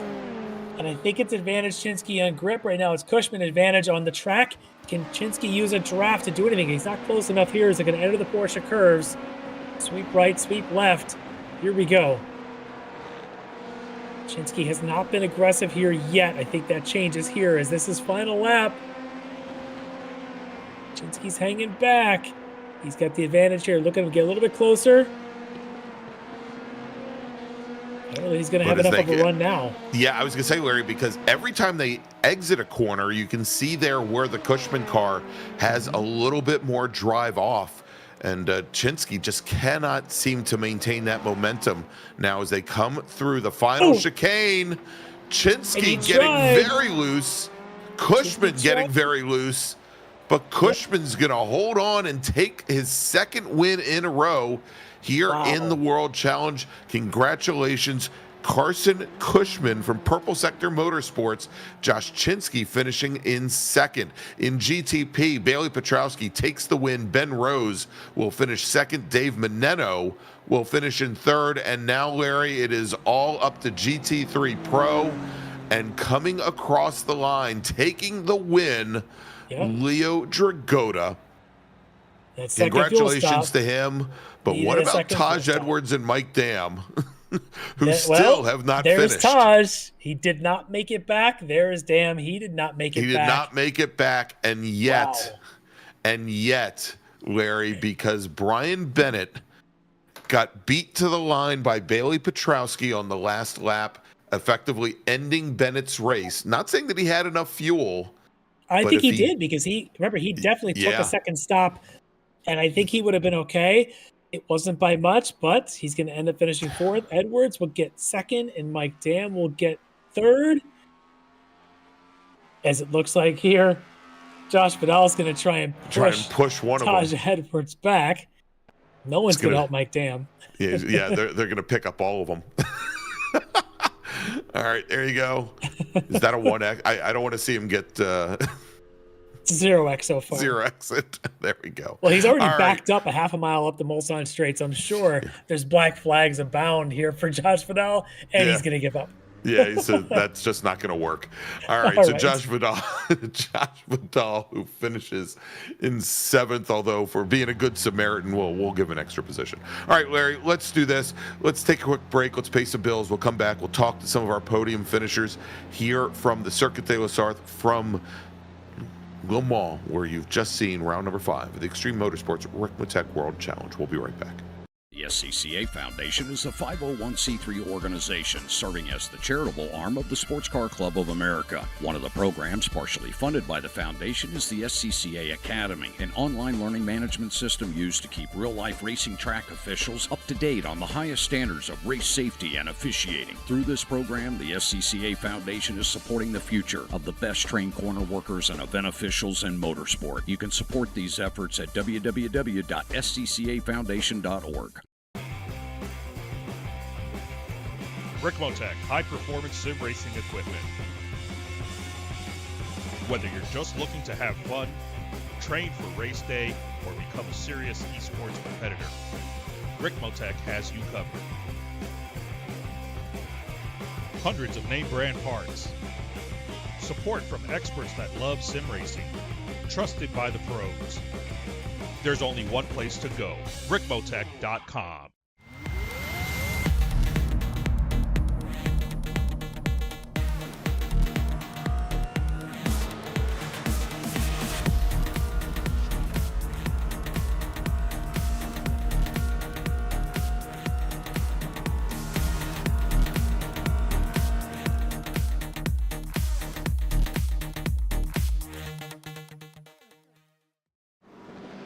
The search is over. The most comprehensive league scoring solution is here, with the ability for multi-level championships, custom incident tracking, post-race time penalties, support for heats, drop weeks display, multi-car team scoring, advanced web widgets, rookie championships, a custom paint system, and load those results in seconds. Visit extremescoring.info today. Ricmotech high-performance sim racing equipment. Hundreds of name brand parts. Expert support. Ricmotech has you covered. There's only one place to go, Ricmotech.com.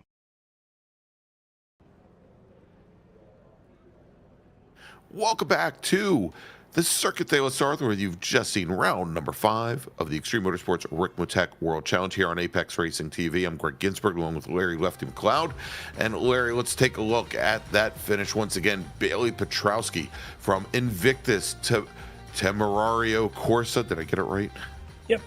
Oh, okay, good. Just wanted to make sure. Takes the win over DNA Motorsports. Ben Rose, that was much easier to pronounce. Dave Menino finishing in 3rd with Aaron Beaver just off the podium. In LMP2, Perkborough Sector Motorsports, Carson Cushman takes his 2nd win in a row over the whole phalanx from SRT Esport. Josh Chinsky finishing 2nd, Caleb Lehman 3rd, Kyle Stryker is just off the podium in 4th. And then finally in GT3, it is once again an all-Orion race team podium with Leo Dragota in his Acura taking the win.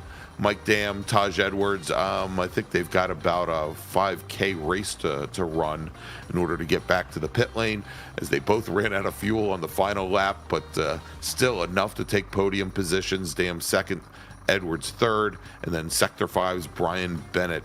What could have been for Brian, he will finish in 4th. All right, so let's take a look, Larry. I don't have any of our racers yet in the green room, but of course we should mention here that Ricmotech, our title sponsor, is pleased to announce that Ricmotech is increasing its support for our drivers in the World Challenge by providing $100 in Ricmo Bucks, which will be given away at the end of the season based on a random drawing. The Ricmo Bucks can be spent on purchases at Ricmotech.com. And so, is it everything you hoped for tonight, Larry? And then some. That was actually quite exciting way to run a race. Qualifying wet, start the race wet. Everyone's got to figure out how long do those wet tires last. And then the fuel strategies. We saw that exactly play out, certainly in GT3 with Leo Dragota that had to make the second stop. Turns out that was the right move.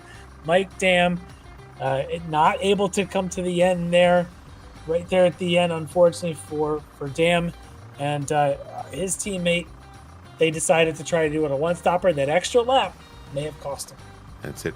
And Larry, I think we should also mention Neil Weston in his Porsche, staying on wet tires, at least we believe so, the entire way, made up 9 positions tonight just by staying on the wets and not switching over to dries. All right, we've got some of our drivers sitting in the green room right now. Let's do this. Let's bring in our GT3 winner tonight, Leo Dragota from the Orion race team. All right, joining us here is Leo Dragota. And Leo, that was quite the race. A lot of excitement there with the fuel strategies. Who's going to make it, who's going to be not making it. You end up taking the whole win, clearing everybody else behind you. That second fuel stop was a necessity. Were you nervous at all when you came in, whether or not Dam was going to be able to go to the end? Not initially. I thought it was going to come out pretty clear, and then might have took too much fuel because I wanted to take a little more.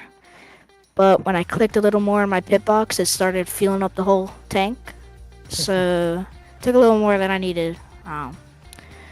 But drive pace was still a little better than Mike, so I knew I could pull down tires too. Yeah, it looked like a well-executed race once things settled down. But the opening couple laps, how difficult were the conditions there at the start? With it definitely was wet and having to wait until you make the decision of when to come in for tires. Was that something you wrestled with, or did you have a strategy going into tonight of when exactly you would come in for the tire change? Yeah, I mean, rain's all about just being smooth with your inputs, especially here when you're running low wing. But because it was a little drier than we thought it would be, the rears, and all the tires actually heated up a little more. So the rear was a little loose. Going into Porsche and Indy. But overall, just go back to the basics and keep it smooth. Well, it definitely worked out very well for you as things cleared out for you. You're able to get that victory here tonight, a well-earned victory. I think it might be your first victory of this season. It You've is. been up there in the podium now 4 straight races, but getting that first victory against this competition, which a lot of it is your teammates, it's got to feel pretty good. I'm looking at the updated points. In fact, you're now about 8 points back from Iwata, the leader. Taj in second, right between you guys. Mike Dam right behind you. So we're just past the halfway mark. 3 rounds to go. You're in a points battle. Is it right back to it tomorrow and start practicing for the next race? Yeah, I'm going for it. Haven't won in a bit, so trying to go for this title. This would definitely be a well-earned one at this point, but you get the victory tonight. You can certainly go celebrate with the team. You got anybody you want to give a special thanks to for helping you win tonight? Yep, Orion, Huffy, you guys for the awesome broadcast, everybody at the league. I really like the rain, so I'm glad the league people added some rain tonight. Family, grandparents, Lucas, I think he won. And yeah, that's pretty much it. All right, well, congratulations again to Orion's Leo Dragota for getting the win here at Le Mans in the rain. Good job. Thank All right, Larry, let's move over to GTP. Driving tonight for Invictus Temerario Corsa, pardon me, Bailey Petrowski. All right, joining us here is Bailey Petrowski getting the win with the Ferrari livery, in the Ferrari with the new Invictus Temerario Corsa name, and that lockout front row. Let me just start about that. How exciting was that for you and Bobby to start this thing side by side? Oh, that was amazing. That was the last thing I expected. I finished my qualifying, ran to the bathroom just to make sure, and then I came back and saw Bobby in P2, and I was just so surprised. But he put in a lot of work to get his lap times up, and it did really show. I was not expecting to start side by side with him, but it created a really great start, and it was a lot of fun. Yeah, and for a while there, Bobby had the lead. His pace looked very strong, and he eventually had one incident that kind of knocked him back a few laps while he was getting repairs. But his pace, I think that practice paid off, and really, were you a bit surprised almost by that pace? Because you seemed to hang out behind him for a while and finally, before you make that move. Yeah, initially I was surprised just by the aggression he had off of the start. I was planning on taking it really easy, and then he took advantage of that, did a great move into the second turn and got ahead of me. And then from then on, I wasn't too comfortable in the spray to make a move, and every time I got close, there was so little visibility that it was hard to stay close enough to try and go for a move. But Bobby he told me after that anything that happened, he wasn't going to make it difficult for me to pass, but he did want to lead for a while, and he wanted to fight as much as he could, but to a reasonable level. Well, I can tell you, we're probably not supposed to rip for any one driver, but we're all three of us here. We're pretty proud to watch what Bobby did here tonight. It was really great pace, and love to see more of that out of Bobby as going forward. So, but it's not Bobby's turn right now. It's Bailey's turn, as you've got the win here, which has got to feel pretty good because this DNA team behind you has been so fast to be able to hold them off tonight. A little bit of strategy. You guys came in for tires early. Ben stayed out late. You think that helped you guys a little bit to get the early change?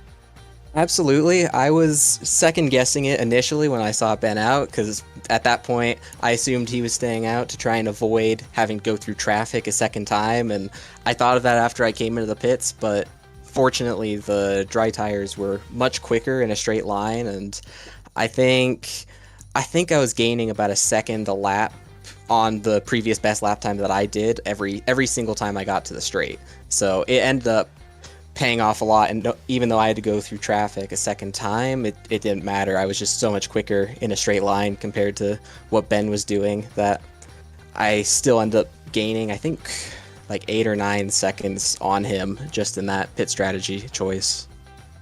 Well, that strategy and the pace that you had may have actually affected a bit of the outcome of some other classes, because you were so fast, you got that one extra lap at the end.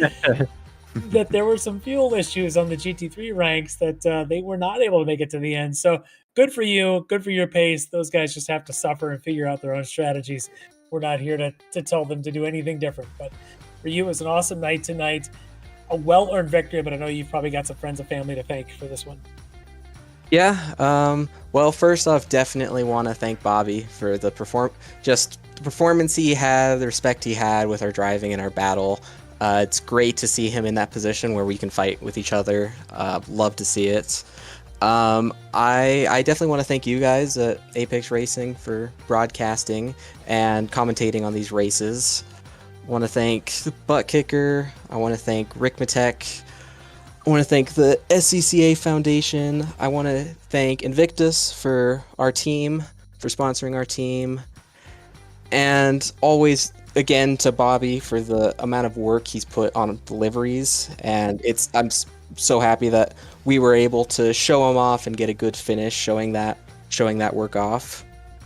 And definitely want to thank my family and friends for always supporting me in these races. Awesome stuff tonight. It was a joy to watch. Executed strategy perfectly and a win. Well done tonight. Bailey Petrowski getting the win for Invictus Temerario Corsa. Congrats. Really appreciate it, guys. You have a good one. All right, finally, Larry, let's wrap things up. Takes his second win in a row in his second race in the World Challenge. Driving for Purple Sector Motorsports, it's our LMP2 winner, Carson Cushman. All right, Carson Cushman joining us. And I will say, Carson, from a racecraft tonight, watching your battle with the two SRT eSport guys, the most exciting racing on the track, start to finish. Unbelievable stuff, but you come out on top. How exciting was that to be battling it out with both Lehman and with Chinsky for essentially 90 minutes? Yeah, it was nuts. When I first spun, I thought it was over, and then I took a gamble on pitting early, which paid off pretty big. And then I have a lot of respect for those guys. They race very clean, and they're very fast. So it was really fun the whole time. Yeah, the moves you would make, I don't know if you just ran a little less downforce those guys, but you were using that draft on the Mulsanne to get into those chicanes. The move you had that eventually I think Lehman was caught a little off guard, and he spun out next to you. And then you did the same thing, I think, a couple of times. Chinsky was just watching that. Do you think you run a different setup, or are you just that much more aggressive on the brakes into those types of corners? We were just chatting about it. We have the same amount of wings, so there must have been something in the setup that was different. Because I wouldn't catch them until like I don't know the last 200 meters before 300 meters before the turn. I just had that overspeed on them, which helped a lot. Yeah, it was amazing to watch. Just beautiful racecraft. You guys definitely a lot of respect for all three of you between you. And the racing has been great for you now. Back-to-back wins here as you come into this series. Probably didn't expect these. You know, these guys, they're coming in with Chinsky and Lehman and the rest of that SRT eSport team doing the thing. And you're kind of coming right in here and upset everything. It's got to feel pretty good, though, going back-to-back in your first two races. Yeah, for sure. Can't be mad about it. But like I said last week, I was not expecting it. And I wasn't expecting it this week either. So and at the end, I was kind of tight on fuel, too. So I was happy to get a little gap at the end to save some fuel to get it home. Yeah, it was a lot of fun to watch, and I can't wait to see how the next three races go in this series. But tonight, it's a Purple Sector Motorsports night. But do you want to give any special thanks and shout out to anybody you know? Just good racing by everybody. These first 2 weeks of my first time, but all the racecraft has been really good so far. So thanks for everybody racing and everybody putting it on. So it's been a blast so far. Well, awesome job tonight getting the win at LMP2. It's Carson Cushman from Purple Sector Motorsports. Congrats. Thanks. All right, there you go, Larry. Our 3 race winners here tonight from Le Mans. Great racing in the wet and in the dry. Let's take a look at what we've got coming up in the next couple of weeks across our different Ricmotech series. Next Monday night, March 17th, 8:10 p.m. Eastern Daylight Time, the Mini Mite Sports Car Challenge for our LMP3 and GT4 racers will head to Lime Rock Park to the Bull Ring for 60 minutes of action. Please make sure to join us for that. The World Challenge will return in 2 weeks, Monday night, March 24th. Round number 6 will be at Imola. And then in 3 weeks, the last day of March 31st, the Mini Mite Sports Car Challenge will be heading to Mount Panorama, heading to Bathurst for 60 minutes of action down under. Again, please make sure to join us then. If you like what you've seen tonight, please make sure to give us a big thumbs up. We'd really appreciate it. And of course, I want to thank Larry Lefty McLeod. I want to thank Jonathan Grabowski back behind the scenes. I'm Greg Ginsburg, and we'll see you next Monday night. Ricmotech, high-performance sim racing equipment. There's only one place to go, ricmotech.com.